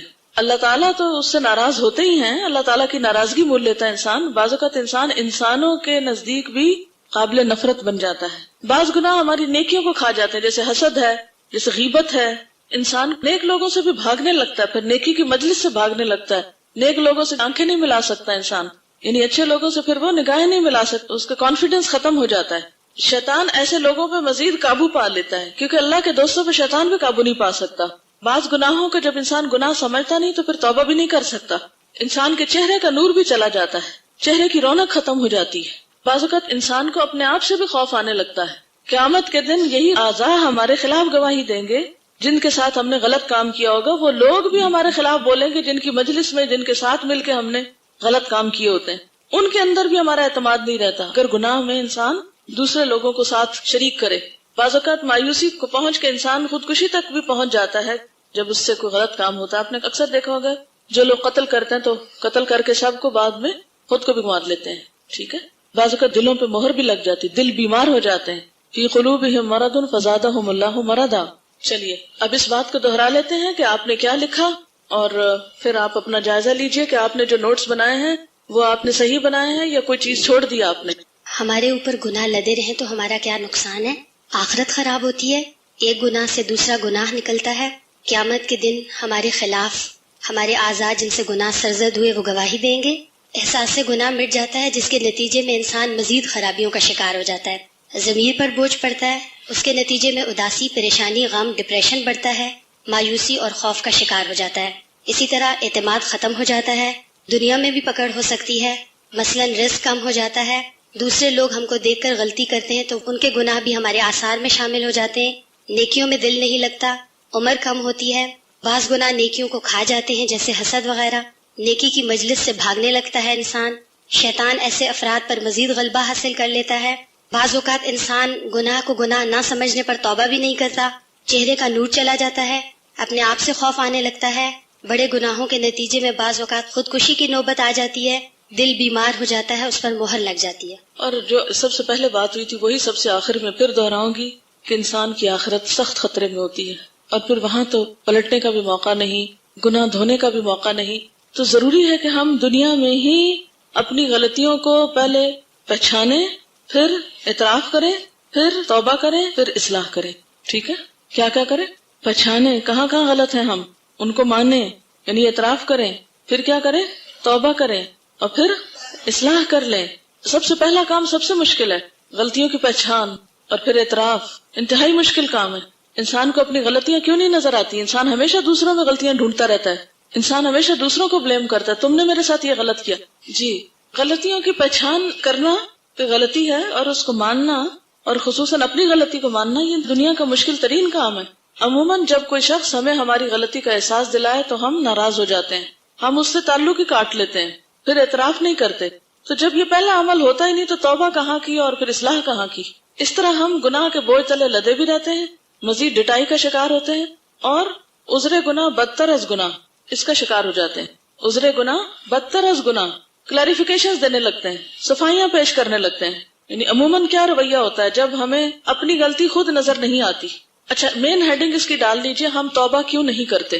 پہلی وجہ یہ کہ ہمیں اپنی غلطی ہی نظر نہیں آتی، توبہ کس پہ کرنی ہے؟ اور اگر جو یہ کرتے بھی ہے نا ہم توبہ، تو یہ محض کیسی توبہ ہوتی ہے؟ بس ایسے ہی زبانی گردان ہوتی ہے توبہ کی، یا اللہ میری توبہ۔ کس پہ توبہ؟ کبھی سوچا کس گناہ پہ توبہ؟ پتہ ہی نہیں ہوتا، بس توبہ اس لیے کہ کہا گیا توبہ کرو تو ہم توبہ کر رہے ہیں۔ یہ تھوڑی توبہ ہوتی ہے۔ تو سب سے پہلی چیز کیا ہے؟ غلطی نظر ہی نہیں آتی۔ میرا سوال یہ ہے کہ ہمیں اپنی غلطی نظر کیوں نہیں آتی؟ وہی بات، حب ذات، اپنی ذات سے محبت ہوتی ہے، ہم تعویلیں پیش کر لیتے ہیں، عذر تلاش کر لیتے ہیں۔ لا علمی بہت بڑی وجہ ہے کہ ہمیں اپنی غلطی نظر نہیں آتی، لیکن اس سے بڑی وجہ کیا ہے؟ بعض اوقات ہمیں علم بھی ہوتا ہے کہ یہ غلط کام ہے، لیکن اپنے لیے ہم تعویلیں رکھتے ہیں اور عذر پیش کرتے ہیں۔ قیامت کے دن اللہ تعالیٰ جب بندوں کو ان کی غلطیاں بتائیں گے اور بندے وہاں بھی یہی شروع کریں گے تو اللہ تعالیٰ فرمائیں گے لا تعتذروا اليوم، مت معذرتیں کرو۔ معذرت کیا ہوتی ہے؟ او سوری، ہمیں نہیں پتا تھا، I didn't know, I shouldn't have done۔ اس وقت کنفیس کرنا، اپنی غلطی کو ماننا، ایکنالج کرنا، فائدہ ہی کچھ نہیں، کیونکہ دنیا میں ہم نے یہ کیا ہی نہیں۔ عام طور پر آپ دیکھیں کہ ہمیں اپنی غلطی نظر نہیں آتی، اگر کوئی ہمیں ہماری غلطی بتائے ہم سننا نہیں چاہتے، بس چپ رہو، یا یہ کہ فوراً عذر بہانے، فوراً صفائیاں، فوراً کلیریفیکیشن، فوراً دوسرے پہ الغار، نہیں یہ اس کا قصور ہے، وہ جھوٹ بولتا ہے، وہ غلط کرتا ہے، میں نے یہ کیا ہی نہیں۔ اپنے آپ کو صحیح سمجھنا اپنے خیال کے مطابق، اور اصل کانٹیکسٹ میں چیز کو رکھ کے نہ دیکھنا، اپنی ہی دنیا میں رہنا اور اپنی ہی سوچوں اور اپنے خیالات سے اپنے آپ کو صحیح سمجھنا، تعویلیں پیش کرنا، عذر بہانے کرنا، اس کا سبب یہ ہوتا ہے نا اپنے آپ کو بڑا سمجھ کر خوش فہمی کا شکار رہنا کہ ہم بہت اچھے ہیں، ہم سے تو غلطی ہو ہی نہیں سکتی، اور لوگوں کی تعریفوں سے اور زیادہ بگڑ جانا، دوسروں پہ الزام تراشی کرتے ہیں، دوسروں پہ فوراً ڈالتے ہیں، دوسروں کو بلیم کرتے ہیں۔ اپنا ایک الگ میزان بنایا ہوا ہم نے، اپنے آپ کو اپنے میزان پہ پرکھتے ہیں، وہی عذر بہانے کے دوسرے کر رہے ہیں تو ہم نے کر لیا، کیا ہوا؟ سب تو یہی کر رہے ہیں۔ دوسروں کی غلطیوں کو عذر بنا لینا یا دوسروں کی غلطیوں کا سہارا لے لینا کہ وہ کر رہے ہیں تو ہم نے کر لیا، پھر کیا ہوا؟ ہم بھی کر لیتے ہیں۔ اب آپ دیکھیے کہ جب ہم غلطی مانتے نہیں، اصلاح کیسے ہوگی؟ سب سے پہلے تو پھر ہمیں اپنی اس بات کی اصلاح کی ضرورت ہے کہ ہم اپنی غلطی کو دیکھنا شروع کر دیں، اور اس کے لیے آپ کو اللہ سے دعا مانگنی چاہیے۔ کیا دعا مانگیں گے؟ اللہ میری غلطیاں لوگوں کو نہیں مجھے دکھا، میری غلطیاں مجھے دکھا، مجھے ان کا احساس دلا، اور مجھے ان کو ایکسپٹ کرنے کی اور ان کو مان لینے کی توفیق دے، اور پھر میں ان کی اصلاح کر سکوں۔ اور یاد رکھیے کہ معاشرے کی اصلاح ہو نہیں سکتی جب تک ہم اپنی ذات کی اصلاح نہیں کرتے، کیونکہ اگر ہم خود لچھڑے ہوئے ہیں تو ہم دوسروں کی صفائی کا کیا پروگرام بنا رہے ہیں؟ اگر ہمارا اپنا گھر گندا تو گلی بازار کیسے صاف ہوں گے کہ نہیں؟ مثلاً ایک شخص خود گندے کپڑے پہن کے اسٹیج پہ آ کھڑا اور کہے لوگوں میں آج آپ کو صفائی پہ درس دینے لگا ہوں، آپ سب نہا دھو کے آیا کرو، کتنے لوگ اس کا سبق سنیں گے؟ ہماری تبلیغ کیوں نہیں مؤثر ہوتی؟ اس لیے کہ جو کام ہم دوسروں کو کہتے ہیں وہ خود نہیں کرتے، وہ اپنے لیے سمجھتے ہی نہیں، وہ کہتے ہیں یہ ہمارے لیے نہیں ہے، یہ اوروں کے لیے ہے۔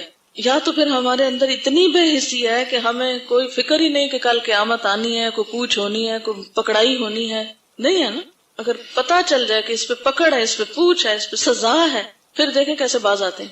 ہم کہتے نہیں اس پہ کوئی نہیں ہے، اور چیزوں پہ ہوگی، اور میری تو ویسے بھی نہیں ہونی، میں تو بری ذمہ ہوں ان سب چیزوں سے، ان سے اوپر میں تو اللہ کا بہت لاڈلا ہوں۔ جیسے یہود کہتے تھے نا نحن ابناء اللہ و احباؤ، ہماری کوئی پکڑ نہیں، ہم اللہ کے بیٹے ہیں، ہم اللہ کے بڑے پیارے ہیں۔ ایسی سی تعویلیں شیطان کرواتا ہے کہ انسان اپنی غلطی مانتا ہی نہیں. حضرت نواس بن سمعان رضی اللہ عنہ بیان کرتے ہیں سألت رسول اللہ صلی اللہ علیہ وسلم عن البر والإثم فقال البر حسن الخلق والإثم ما حاك في صدرك وكرهت ان يطلع عليه الناس. میں نے رسول اللہ صلی اللہ علیہ وسلم سے نیکی اور گناہ کے بارے میں پوچھا تو آپ نے فرمایا نیکی اچھے اخلاق کا نام ہے، البر حسن الخلق، اور گناہ وہ ہے جو تیرے سینے میں کھٹک جائے اور تو ناپسند کرے اس بات کو کہ لوگوں کو اس کا پتہ چل جائے گا. اب یہ جو بات ہو رہی تھی نا کہ بعض اوقات ہم گناہ کرتے ہیں تو اس سے ہمارے اندر سے نیکی کی توفیق ختم ہو جاتی، نیکی کی ہمت ہی نہیں رہتی. اس کی دلیل کیا ہے؟ بنی اسرائیل کا ایک طالوت نامی بادشاہ کافر قوم عمالقہ سے جہاد کے لیے نکلا. اس کے ساتھ ہزاروں کی تعداد میں بنی اسرائیل کا ایک بڑا لشکر تھا. سفر کی طوالت نے تھکا دیا، پیاس بھی ستانے لگی. راستے میں ایک نہر پڑتی تھی. طالوت نے لوگوں کو مخاطب کرتے ہوئے کہا ان اللہ مبتلیکم بنہر فمن شرب منہ فلیس منی ومن لم یطعمہ فانہ منی الا من اغترف غرفۃ بیدہ. ترجمہ آتا ہے سب کو؟ اب تو آپ لوگوں کو بھی آتا ہوگا کہ 3 پارے ہو گئے. اب کیا ہے کہ اس نہر سے اللہ تعالیٰ نے ایک چلو پانی پینے کی اجازت دی تھی، مٹھی بھر. آپ کو پتا ہے کہ لیٹسٹ ایک ڈائٹ آئی ہے، کسی نے کل پرسوں میں سے ذکر کیا کہ جو چیز بھی کھائے انسان وہ اپنی مٹھی بھر کھائے بس.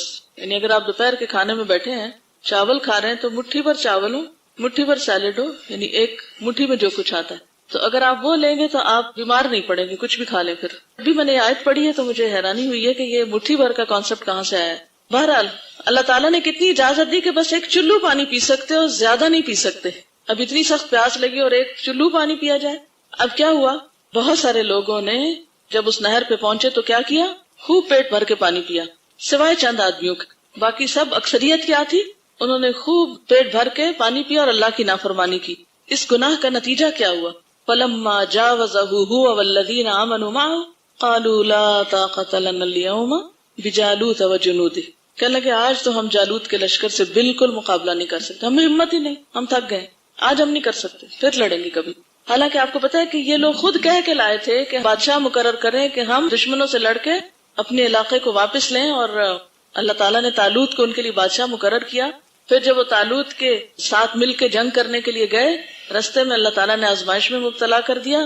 اتنی بڑی نہر، ٹھنڈا پانی اور سخت پیاس، اور کہا نہیں بس ایک چلو پانی پی لو اور آگے چلو.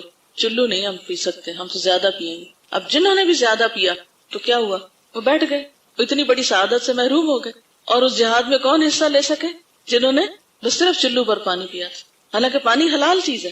تو اس سے ایک اور بات یہ بھی پتہ چلتی ہے کہ اگر کسی خاص موقع پر کسی ڈسپلن کو قائم کرنے کے لیے اگر کوئی امیر لشکر یا کسی خاص طریقے سے کوئی پابندی اپنے، مثلا آپ اسٹوڈنٹس کے اوپر کئی پابندیاں عائد کر دی جاتی ہیں کہ کلاس میں نہیں کھائیں یا اور اسی قسم کی، حالانکہ کھانا کیا حلال ہے آپ کے پاس، تو وہ کیوں روکا جاتا ہے کسی خاص وجہ سے.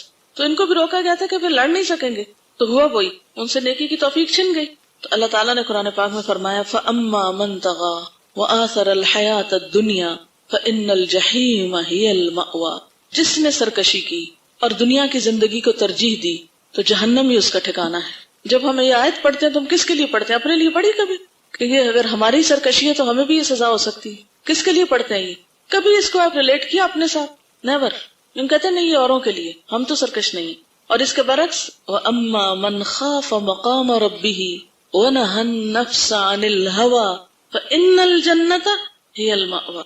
جو شخص اپنے رب کے سامنے کھڑے ہونے سے ڈرا اور اس نے اپنے نفس کو خواہشات سے روک لیا، اپنی خواہش پہ کنٹرول کر لیا. تو اصل کیا ہے؟ خواہش نفس پر کنٹرول کرنا، کیونکہ نفس ہی سارے شر کا منبع ہے، وہی سے ساری خرابیاں ہوتی. فَإِنَّ الْجَنَّةَ هِيَ الْمَأْوَىٰ. لیکن اپنے نفس کو مارنا اور اپنی غلطی کو ماننا اور خود کو قصوروار کہنا، اکثر میں نے دیکھا ہے کہ لوگ بڑے بڑے دعوے کرتے ہیں لیکن جب ان کی ذات پہ کوئی زد پڑتی ہے تو سارے دعوے زمین بوس ہو جاتے ہیں. جب بھی ہمارے نفس پہ کوئی زد پڑتی ہے، نفس پہ زد کیا ہوتی ہے؟ مثلا کسی نے آپ کو کہا کہ آپ غلط ہیں، آپ غلط کہہ رہے ہیں، غلط کام کر رہے ہیں، تو اس سے کیا ہوتا ہے؟ ہمارے نفس پہ زد پڑتی ہے، مجھے کیوں غلط کہہ رہے ہو. کتنے لوگ ہیں جو یہ سن کر کے انہیں کوئی کہے کہ تم غلط ہو اور پھر وہ اس کو برداشت کر جائیں اور پھر بھی وہ اسی درجے کی اس شخص کی قدردانی کرے جو اس سے پہلے کرتے تھے. تو سب سے بڑی مشکل خود ہمارا اپنا نفس ہے. یعنی جب کوئی چیز ہماری ذات کے خلاف جاتی ہے اس کو ہم برداشت نہیں کر سکتے. اپنی ذات کے معاملے میں ہم انتہائی سینسیٹیو ہیں، دوسروں کے معاملے میں انتہائی بے حس ہیں. دوسروں پہ کیا گزرتی ہے، دوسروں کو کیا ہوتا ہے کیا نہیں، اس سے ہمیں کوئی غرض نہیں. سب سے زیادہ مشکل چیز کیا لگتی ہے کہ کوئی ہم پہ تنقید کرے، کوئی ہمیں یہ کہے کہ یہ تمہاری غلطی ہے، تم غلطی سے باز آ جاؤ. یہ نہیں ہم مان سکتے. ہم فوراً برہم ہو جاتے ہیں، ناراض ہو جاتے ہیں، غصہ کر لیتے ہیں، اس شخص سے بدگمان ہو جاتے ہیں، اس شخص سے تعلق ہی کاٹ لیتے ہیں، اس سے نظریں نہیں ملاتے، اس سے ملنا جلنا چھوڑ دیتے ہیں. جو کبھی بھول کے یہ کہہ بیٹھے کہ تم نے غلطی کی. حالانکہ میں سمجھتی ہوں ہمارا سب سے بڑا خیر خواہ وہ ہے جو اپنے تعلق کو داؤ پہ لگا کے ہمیں بتا رہا ہے کہ تم غلط ہو. دوا کڑوی ہوتی ہے نا، لیکن دوا کے بغیر تو پھر بیماری کی اصلاح نہیں ہوتی. انجیکشن، آپریشن سب مشکل ہوتا ہے. مثلا آپ کے دانت میں درد ہے، دانت اندر سے کھایا ہوا، ڈاکٹر کہتا ہے نکلوا دو، تو زیادہ نکلوانے میں درد تو ہوگی کہ نہیں، لیکن وہ کس لیے چاہتا ہے؟ اس کو آپ کا دانت لے کے کہیں بیچنا، کہ وہ چاہتا ہے آپ کے منہ سے نکلا اور اس کے خزانے میں چلا جائے؟ یہ تو نہیں، وہ تو آپ کے فائدے کے لیے آپ کو بتا رہا ہے، اور آپ کو پھر اس تکلیف سے گزرنا، اور اگر آپ نہیں گزرتے تو لے کے بیٹھے رہے دانت کا درد. اسی طرح گناہ جو ہے وہ ہمارے لیے دانت درد سے بھی زیادہ تکلیف دہ چیز ہے. اور اگر کوئی ہمیں مشورت دیتا ہے کہ چھوڑ دو، اپنی زندگی سے عادت نکال دو، تو ہم اس شخص سے خفا ہو کے اس سے ملنا جلنا ہی چھوڑ دیں، تو نقصان کس کا ہے؟ آپ نے دیکھا ہوگا کہ عام طور پر لوگ محبت کے بڑے دعوے کرتے ہیں، ہمیں آپ سے بہت محبت ہے، ہم آپ کو بہت چاہتے ہیں. ایسے سب چاہنے والوں کا صرف ایک ٹیسٹ لے لیں، صرف ایک ٹیسٹ. کیا بھلا؟ اپنا ایمان مکمل کرنے کے لیے من احب للہ و ابغض للہ و اعطى للہ و منع للہ کی صرف ایک حدیث پر عمل کر کے دکھائیں مجھے، کہ جس نے اللہ کے لیے محبت کی اور جس نے اللہ کے لیے بغض کیا اور جس نے اللہ کے لیے کسی کو کچھ دیا اور جس نے اللہ کے لیے کسی سے کچھ روک لیا، اس نے اپنا ایمان مکمل کیا. پھر آپ اس کے بعد بتائیں کہ آپ کو چاہنے والے کتنے باقی رہے. ایمان کی تکمیل کو آسان کام نہیں ہے، ایمان کی حفاظت کو آسان کام نہیں ہے. آپ اکثر دیکھیں گے دوسرے لوگ آپ سے صرف اس وقت تک محبت کرتے ہیں جب آپ ان کے اچھے اور برے اور سچے اور جھوٹے اور غلط اور صحیح سب کو صحیح کہیں. جس دن آپ نے کہہ دیا کہ آپ کی غلطی ہے، اس دن غائب ہو جائیں گے، سب محبت کے دعوے جھوٹے ہو جائیں گے. آزما کے دیکھیں. تو جس نے اللہ کے لیے لوگوں کو ناراض کیا، اللہ تعالیٰ اس کی حفاظت کرے گا، اور جس نے لوگوں کی خاطر اللہ کو ناراض کر لیا، پھر وہ اللہ کی رحمت سے باہر نکل گیا. اللہ نے اس کو لوگوں کے حوالے کر دیا، پھر لوگ چاہیں تو اس کو ذلیل و خوار کریں، جیسے چاہیں اس سے معاملہ کریں. اب دیکھیں کہ غلطیاں صرف انبیاء علیہم السلام سے نہیں ہوتی، وہ معصوم ہوتے ہیں. رسول اللہ صلی اللہ علیہ وسلم کے لیے اللہ تعالیٰ فرماتے ہیں کہ اللہ تعالیٰ نے آپ کے اگلے پچھلے سارے گناہ معاف فرما دیے. لیکن اس کے باوجود آپ کا طریقہ کار کیا تھا؟ حضرت مغیرہ رضی اللہ تعالیٰ عنہ بیان کرتے ہیں کہ نبی صلی اللہ علیہ وسلم تہجد کی نماز میں اتنا لمبا قیام کرنے لگے کہ آپ کے پاؤں سوج گئے. آپ سے پوچھا گیا کہ اللہ نے آپ کے اگلے پچھلے سارے گناہ معاف کر دیے ہیں، پھر آپ اتنی محنت کیوں کرتے ہیں؟ فرمایا، کیا میں اللہ کا شکر گزار بندہ نہ بنوں؟ اور کیا ہم اپنے گناہوں کی معافی کے لیے کبھی کوئی نفل پڑھتے ہیں، کبھی کوئی لمبا قیام کرتے ہیں، کبھی کوئی نیکی کا کام جم کے کرتے ہیں؟ اس لیے کہ ہمیں شکر گزار ہونا تو اگلا مرحلہ ہے، کیونکہ اللہ تعالیٰ فرماتے ہیں وَقَلِيلٌ مِّنْ عِبَادِيَ الشَّكُورُ، میرے بندوں میں سے بہت تھوڑے ہیں جو شکر گزار ہیں. اکثر لوگ تو شکوہ ہی کرتے ہیں کہ اللہ نے ہمیں کیا دیا ہے، سب کچھ پا کے بھی ان کے پاس کچھ نہیں ہوتا. وائے می پکارتے رہتے ہیں کہ مجھ پہ یہ مشکل کیوں آئی اور میرے ساتھ یہ کیوں ہو رہا ہے. ٹھیک ہے، تو انسان اس وقت تک شکر گزار نہیں ہو سکتا جب تک کہ ہر حال میں اللہ سے راضی نہ ہو. اور شکر گزاری کا مرحلہ تو اس وقت آئے گا نا جب ہم پہلے اپنے گناہوں کا اعتراف کر لیں گے اور معافی مانگیں گے. ایک حدیث سناؤں گی، حدیث شفاعت. حدیث شفاعت میں آتا ہے کہ قیامت کی حشر خیز گرمی میں جب کوئی کسی کو پوچھے گا نہیں، ہر کسی کو اپنی جان کی فکر ہوگی، تکلیف سے بے قابو ہو کر لوگ آپس میں کہیں گے دیکھو کیسا سخت وقت آ پہنچا ہے، کوئی ایسا آدمی تلاش کرو جو تمہارے رب کے حضور سفارش کر سکے. چنانچہ ایک دوسرے سے مشورے کے بعد وہ کہیں گے کہ تمہیں حضرت آدم کے پاس جانا چاہیے علیہ السلام. لوگ حضرت آدم کے پاس آئیں گے اور کہیں گے آپ ابو البشر ہیں. ابو البشر کا کیا معنی؟ انسانوں کے باپ. ہمیں کیا کہا جاتا ہے؟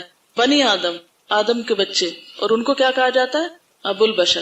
اللہ تعالیٰ نے آپ کو اپنے ہاتھ سے بنایا، اپنی روح پھونکی، فرشتوں کو حکم دیا اور انہوں نے آپ کو سجدہ کیا. آج اپنے رب کے حضور ہماری سفارش کر دیں. یہ کب ہوگا؟ قیامت کے دن. کیوں ہوگا؟ اصل بات یہ ہے کہ حساب کتاب قائم نہیں ہو رہا ہوگا، سب لوگ اٹھ کے کھڑے ہوں گے اور حساب کتاب نہیں شروع ہوگا. لوگ پریشان ہو جائیں گے کہ اللہ حساب کتاب شروع ہو تاکہ ہم ٹکانے لگے. کیسا دن ہوگا وہ، کتنا مشکل اور کتنا کٹھن دن ہوگا. ابھی اسی لیے میں دوبارہ پوچھ رہی ہوں کہ میں یہ دیکھنا چاہتی ہوں کہ آپ کتنی توجہ سے سن رہے ہیں. قیامت کی حشر خیز گرمی میں جب کسی کا کوئی پرسان حال نہ ہوگا، ہر کسی کو اپنی جان کی فکر ہوگی، تکلیف سے بے قابو ہو کر لوگ آپس میں کہیں گے دیکھو کیسا سخت وقت آ گیا، کوئی ایسا آدمی تلاش کرو جو رب کے حضور سفارش کرے کہ حساب قائم ہو. یہ لفظ یہاں نہیں لکھے ہوئے لیکن مراد اس سے یہی ہے. تو وہ آ کے حضرت آدم سے کہیں گے آپ دیکھ رہے ہیں ہم کس مصیبت میں مبتلا ہیں, کس حال کو پہنچ چکے ہیں. حضرت آدم فرمائیں گے آج میرا رب اتنے غصے میں ہے, نہ اس سے پہلے کبھی اتنے غصے میں آیا اور نہ اس کے بعد کبھی آئے گا. مجھے اللہ تعالیٰ نے جنت میں درخت کے قریب جانے سے منع کر دیا تھا لیکن میں نافرمانی کر بیٹھا, جس کی وجہ سے مجھے اپنی جان کی فکر ہے. تم لوگ میرے علاوہ کسی اور کے پاس جاؤ, میں نہیں کہہ سکتا, میں تو اس غلطی پہ شرمندہ ہوں. حالانکہ اس غلطی کا کیا ہوا تھا, معاف کر دیا تھا, لیکن چونکہ وہ سامنے تو ہوگی نا, یاد تو ہوگی. ہم اتنے نڈر ہو کے غلطیاں پہ غلطیاں کیے چلے جاتے ہیں جیسے کوئی بات ہی نہ ہو. کون سا کسی نے پوچھنا ہے, کون سا کسی کو حساب دینا ہے. منع کیا تو کیا ہوا, پھر توبہ کر لیں گے. وہ کہیں گے نوح علیہ السلام کے پاس چلے جاؤ. لوگ حضرت نوح علیہ السلام کے پاس آئیں گے اور عرض کریں گے اے نوح, آپ اہل زمین کی طرف سے سب سے پہلے رسول تھے. حضرت آدم تو آسمان سے آئے تھے نا, تو اہل زمین کی طرف سے آپ پہلے رسول تھے. اللہ تعالیٰ نے آپ کو شکر گزار بندہ کہا ہے, عبدن شکورا, سورۃ بنی اسرائیل میں آپ نے پڑھا ہوگا. اپنے رب کے حضور ہماری سفارش کر دیجئے, آپ دیکھ رہے ہیں ہماری کیا حالت ہو رہی ہے. حضرت نوح علیہ السلام کہیں گے آج میرا رب اتنے غصے میں ہے کہ نہ اس سے پہلے کبھی اتنے غصے میں آیا, نہ اس کے بعد کبھی اتنے غصے میں آئے گا. میں نے اپنی قوم کے لیے بد دعا کی تھی, اس لیے آج تو مجھے بس اپنی جان کی فکر ہے. تم ابراہیم علیہ السلام کے پاس چلے جاؤ. چنانچہ لوگ حضرت ابراہیم علیہ السلام کے پاس آئیں گے اور کہیں گے اے ابراہیم علیہ السلام, آپ اللہ کے نبی اور اس کے خلیل ہیں, اپنے رب کے حضور ہماری سفارش کر دیجئے. آپ دیکھ رہے ہیں ہم کس حال کو پہنچ چکے ہیں. حضرت ابراہیم علیہ السلام کہیں گے کہ آج میرا رب اس قدر غصے میں ہے کہ اس سے پہلے کبھی اس قدر غصے میں نہیں آیا اور نہ اس کے بعد آئے گا. میں نے 3 جھوٹ بولے تھے جس کی وجہ سے مجھے اپنی جان کی فکر ہے, اور وہ بھی توریہ کی شکل میں تھے, سری جھوٹ نہیں تھے. اور ہمارے جھوٹ کتنے ہیں, تو حشر کے میدان میں کہاں کھڑے ہوں گے اور کیسے بے فکر ہوں گے, کیا ہو سکتے ہیں. ہم کتنا سوچ کے بولتے ہیں اور کتنا بے سوچے بولے چلے جاتے ہیں. تم موسیٰ علیہ السلام کے پاس چلے جاؤ. لوگ حضرت موسیٰ کے پاس جائیں گے, کہیں گے اے موسیٰ علیہ السلام, آپ اللہ کے رسول ہیں, اللہ تعالیٰ نے اپنی رسالت سے آپ کو فضیلت عطا فرمائی, آپ سے ہم کلام ہو کر سارے لوگوں پہ فضیلت دی. آپ اپنے رب کے حضور ہماری سفارش کر دیجئے. آپ دیکھ ہی رہے ہیں ہماری حالت کیا ہو رہی ہے. حضرت موسیٰ علیہ السلام کہیں گے آج تو میرا رب اس قدر غصے میں ہے کہ نہ اس سے پہلے اتنا غصے میں آیا اور نہ اس کے بعد اتنا غصے میں آئے گا. دنیا میں نے ایک آدمی کو قتل کر دیا تھا جسے قتل کرنے کا مجھے حکم نہ تھا. تم لوگ عیسیٰ علیہ السلام کے پاس چلے جاؤ. کیا وہ قتل جان بوجھ کے کیا تھا؟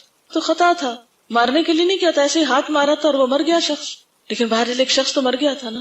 تم عیسیٰ علیہ السلام کے پاس چلے جاؤ. لوگ حضرت عیسیٰ علیہ السلام کے پاس آئیں گے اور کہیں گے اے عیسیٰ علیہ السلام, آپ اللہ کے رسول اور کلمت اللہ ہیں, جسے اللہ نے مریم کی طرف القاء کیا اور اللہ کی روح ہیں.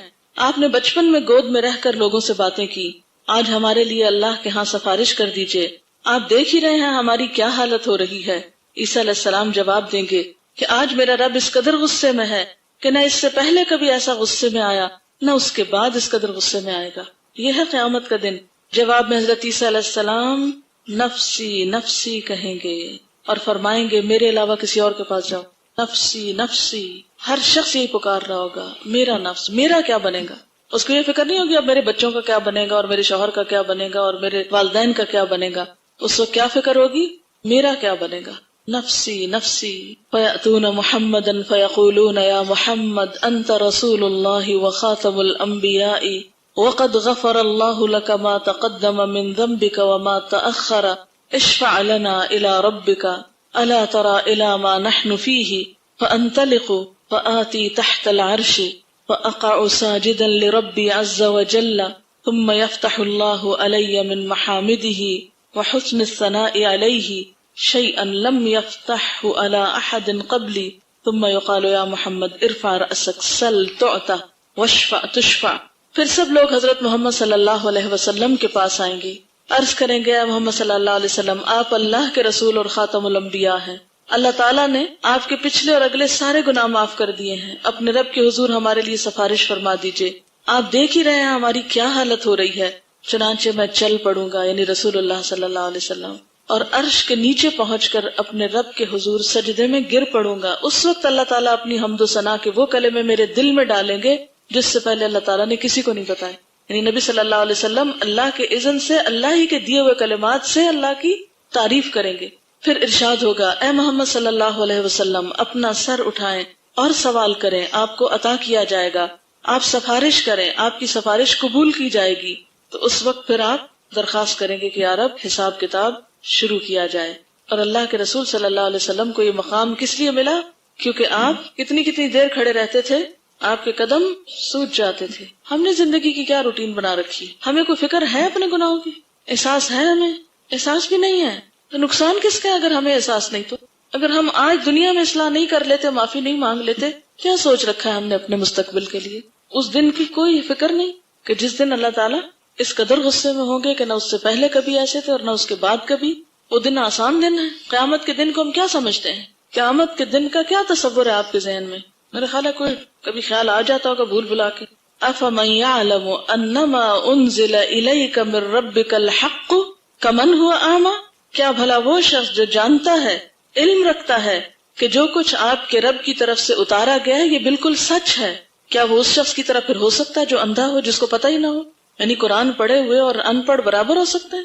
انما یتذکر اولو الالباب، بے شک نصیحت تو عقل والے ہی حاصل کرتے ہیں. کون ہیں عقل مند لوگ؟ اپنے آپ کو پرکھیے ان پر. الذین یوفون بعہد اللہ ولا ینقضون المیثاق، وہ جو اللہ کے عہد کو وفا کرتے ہیں، پورا کرتے ہیں اور پختہ عہد کو توڑتے نہیں. جب آپ قرآن پڑھتے ہیں تو عہد کر رہے ہوتے ہیں نا کہ اللہ اب تو معاف کر دے، یہ غلطی پھر نہیں کریں گے. لیکن پھر کیا پڑھ پڑھا کے بھول گئے کون سے عہد تھے، کون سے معاہدے تھے. والذین یصلون ما امر اللہ بہ ان یوصل، اور وہ لوگ جو جوڑ کے رکھتے ہیں جن چیزوں کو اللہ نے جوڑ کے رکھنے کا حکم دیا. کن چیزوں کو جوڑ کے رکھنے کا حکم دیا ہمیں؟ اس میں ہم عام طور پر صرف ایک ہی معنی کرتے ہیں اور وہ رشتہ داروں سے اچھے تعلقات. اس کا معنی صرف یہ نہیں ہے. اس کا معنی یہ ہے کہ جو بھی ہم انسانوں سے کمٹمنٹ کرتے ہیں، جو بھی ہمارا اجتماعی کام ہوتا ہے، ہماری اجتماعی زندگی کے جو بھی تقاضے ہیں ان کو پورا کرتے ہیں. اجتماعی زندگی کے تقاضوں سے کیا مراد ہے؟ ایک ہوتی ہے نا ہماری انڈیویجول لائف، اور ایک ہوتی ہے ہم ٹیم ورک کہیں کرتے ہیں، اکٹھے ہوتے ہیں کسی آرگنائزیشن میں، کسی اسکول میں، کسی گھر میں، شادی کے بونڈ میں، یا پھر رشتہ داروں میں، یا پھر یہاں پر جیسے آپ ایک گروپ میں ہوتے ہیں یا اسٹاف ممبرز ہیں، ان کی ایک کمٹمنٹ ہے. تو یہ سب کچھ کیا ہے؟ ان کمٹمنٹس کو نبھانے کا اللہ نے حکم نہیں دیا؟ بحیثیت اسٹوڈنٹ جو آپ کی کمٹمنٹ ہے، بحیثیت استاد جو آپ کی کمٹمنٹ ہے. تو جن چیزوں سے ہمیں جڑ کر رہنا چاہیے، جو ضرورت ہے وتواصوا بالحق وتواصوا بالصبر کے ضمن میں، یہ بہت وسیع معنی رکھتا ہے. والذین یصلون ما امر اللہ بہ ان یوصل ویخشون ربہم، اور وہ اپنے رب سے ڈرتے ہیں. ویخافون سوء الحساب، اور وہ برے حساب سے ڈرتے ہیں. وہ برے حساب سے ڈرتے ہیں. کون سا برا حساب ہے جس سے وہ ڈرتے ہیں؟ قیامت کے دن کا. یعنی اس بات سے ڈرتے ہیں کہ کہیں ہم سے بری طرح حساب نہ لیا جائے. والذین صبروا ابتغاء وجہ ربہم وَأَقَامُوا الصَّلَاةَ وَأَنفَقُوا مِمَّا رَزَقْنَاهُمْ سِرًّا وَعَلَانِيَةً وَيَدْرَؤُونَ بِالْحَسَنَةِ السَّيِّئَةَ أُولَٰئِكَ لَهُمْ عُقْبَى الدَّارِ جَنَّاتُ عَدْنٍ يَدْخُلُونَهَا وَمَنْ صَلَحَ مِنْ آبَائِهِمْ وَأَزْوَاجِهِمْ وَذُرِّيَّاتِهِمْ وَالْمَلَائِكَةُ يَدْخُلُونَ عَلَيْهِمْ مِنْ كُلِّ بَابٍ سَلَامٌ عَلَيْكُمْ بِمَا صَبَرْتُمْ فَنِعْمَ عُقْبَى الدَّارِ. یعنی گناہوں کے اسباب دور نہیں ہو سکتے، توبہ ہو نہیں سکتی، توبہ پہ قائم نہیں رہ سکتے، نیکی کے کام پہ جم نہیں سکتے جب تک کہ آپ کے اندر صبر کی صفت نہ ہو. تو جب تک ہمارے اندر واقعی آخرت کا خوف نہ ہو، سوء الحساب کا ڈر نہ ہو، ضرورت بھی نہیں اس وقت تک لگتی کہ ہاں ہمیں توبہ بھی کرنی چاہیے یا کوئی اچھے کام کرنے بھی چاہیے. چھوٹے چھوٹے گناہوں کو ہم گناہ نہیں سمجھتے اور پھر وہ مل جل کر بڑے گناہ بن جاتے ہیں. اصل بنیادی بات یہ ہے کہ ہم آخرت کے معاملے میں سنجیدہ نہیں ہیں. یہ جو سوء الحساب ہے، یہ میں ابھی آپ کو آیات سناتی ہوں، پھر آپ ذرا سا توجہ کریے اس پر. میرے خیال ہے زیادہ تر لوگوں کو ترجمہ آتا ہے، اور یہ جو نئے لوگ ہیں انہوں نے بھی اس سے ملتے جلتے لفظ پڑھ لیے ہیں. یعنی کوئی ایسی نئی بات نہیں ہے کہ جو آپ سمجھ نہیں پائیں گے. سورۃ الرعد، ایک کمپیریزن بھی آپ نے دیکھ لیا نا کہ جو لوگ میثاق کو پورا نہیں کرتے اور جن رشتوں کو یا جن روابط کو اللہ نے قائم رکھنے کا حکم دیا ان کو کاٹ ڈالتے ہیں، تو ان کے لیے کیا ہے؟ لعنت ہے، اور ان کے لیے بہت برا گھر ہے.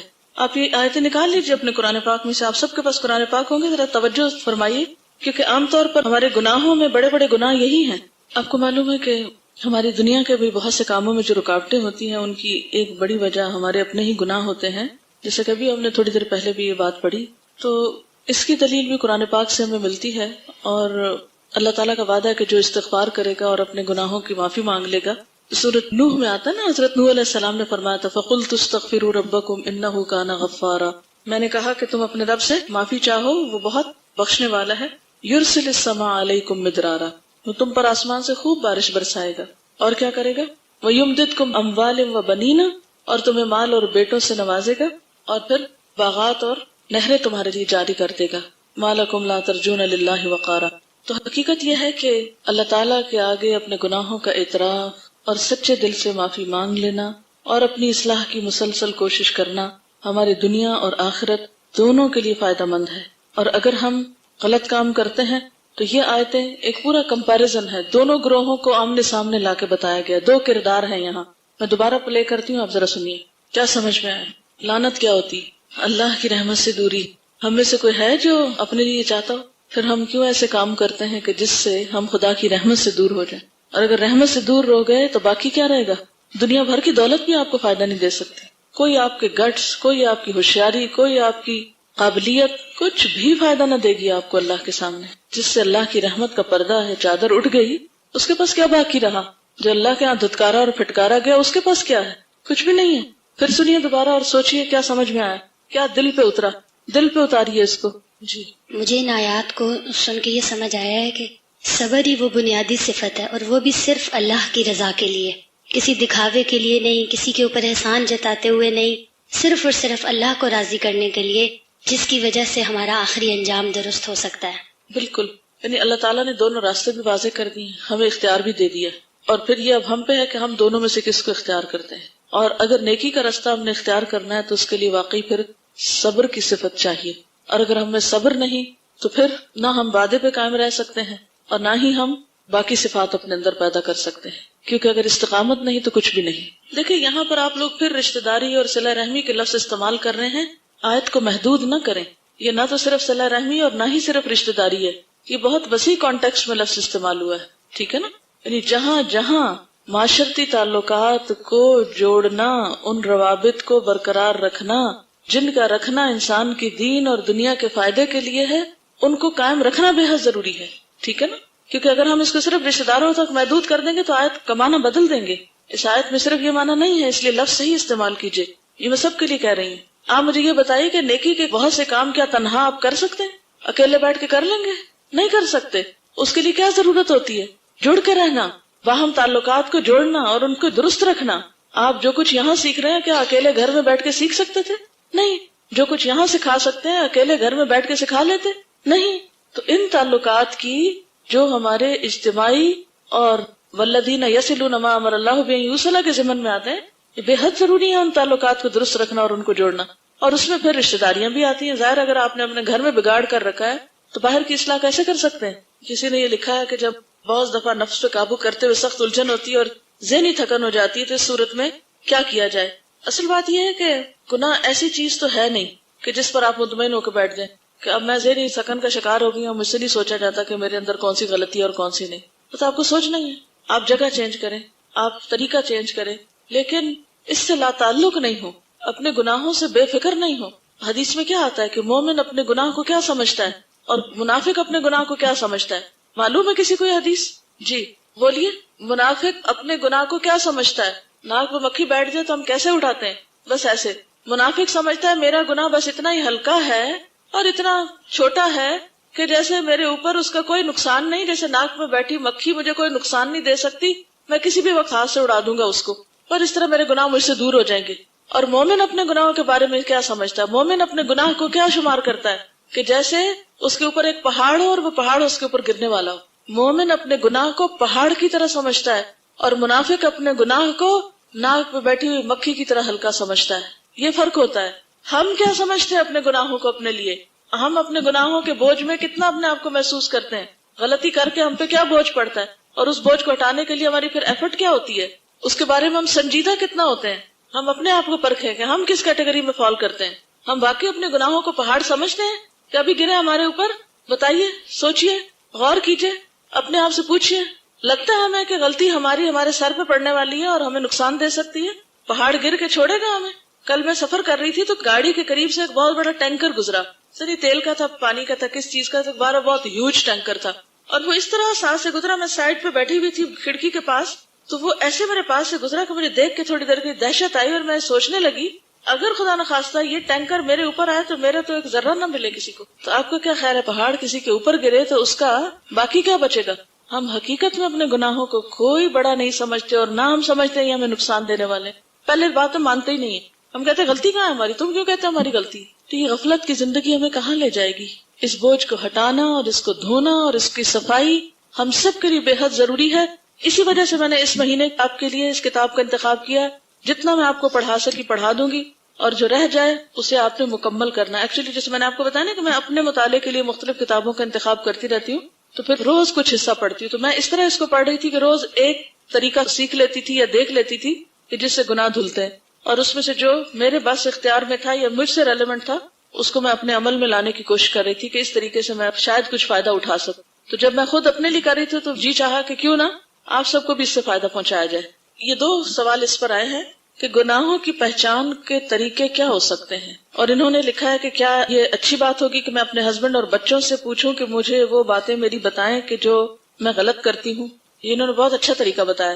پہلے سوال میں تھا کہ وہ طریقے بتائیں جس سے ہمیں ہمارے گناہ پتہ چلے، اور دوسرا یہ ہے کہ کیا ہم اپنے قریبی رشتہ داروں سے کہہ سکتے ہیں کہ وہ ہمیں ہماری غلطیاں بتائیں. بالکل یہی طریقہ ہے. اپنے گناہوں یا غلطیوں کو جاننے کا طریقہ کیا ہے؟ نمبر 1، ہم اپنے ساتھ سچے ہوں. جن غلط باتوں کو ہم غلط سمجھتے ہیں جب بھی ہم کریں تو ہم ان کو مان جائیں. نمبر 2، ہم اپنے قریبی لوگوں کو جو زیادہ قریب سے ہمیں جانتے ہیں، مثلا انہوں نے اپنے ہسبینڈ اور بچوں کو کہا، یہ تو بہت ہی اچھا ہے، کیونکہ جو ہمارے ہسبینڈ ہمیں جانتے ہیں وہ ہم خود بھی اپنے آپ کو نہیں جانتے، یا ہمارے بچے جو ہمیں جانتے ہیں وہ زیادہ بہتر طور پہ بعض اوقات بتا سکتے ہیں. ہو سکتا ہے بعض اوقات ان کی ججمنٹ غلط ہو، لیکن اگر وہ دلیل کے ساتھ بات کریں اور صحیح بات کریں تو پھر ہمیں ماننی چاہیے. اور اسی طرح ہم اپنے قریبی دوستوں کو بھی اجازت دیں کہ وہ ہمیں ہماری غلطی بتائیں، اور جب بتائیں تو خدا کے لیے صفائی نہیں پیش کریں. اگر کوئی ہمیں ذرا بھی غلطی بتا تو ہم کہتے ہیں نہیں ذرا ٹھہر جائے، میں تو بتاتی ہوں کہ اس کی وجہ کیا تھی، یہ چھوڑ دیں. وجہ کچھ بھی تھی، غلطی تو غلطی ہے.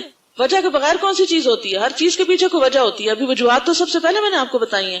شیطان کا بہکاوا ہو سکتا ہے، نفس کی خواہش ہو سکتی ہے، بہت سے اسباب جو ابھی آپ نے پڑھے. پہلے تو خود لسٹ ڈاؤن کریں اپنی، جو خود آپ اپنے آپ کو پہچانتے ہیں وہ خود لکھیں. یہ آپ کا ہوم ورک ہے سب کا. اپنی غلطیاں خود لکھیں.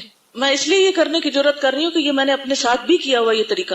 تو جو کام میں نے خود کیا ہوا ہے میں آپ کو کہہ سکتی ہوں، کیونکہ مجھے اس نے بہت فائدہ دیا تھا کہ میں کیا کیا غلطیاں کرتی ہوں. آپ لکھیں اور لکھ کے اب دیکھیں، اور اس کے بعد ایک لسٹ خود بنائیں اور ایک لسٹ کسی اور سے بنوائیں یا مختلف لوگوں سے بنوا لیں، فادر، مدر، بہن، بھائی، جو بھی قریب ہیں آپ کو اچھی طرح جانتے ہیں ان سے. پھر ان دونوں لسٹوں کو چیک کریں، پھر دیکھیں آپ خود کو کتنا نہیں پہچانتے، کہاں آپ کو پتہ ہی نہیں کہ آپ خود غلط ہیں.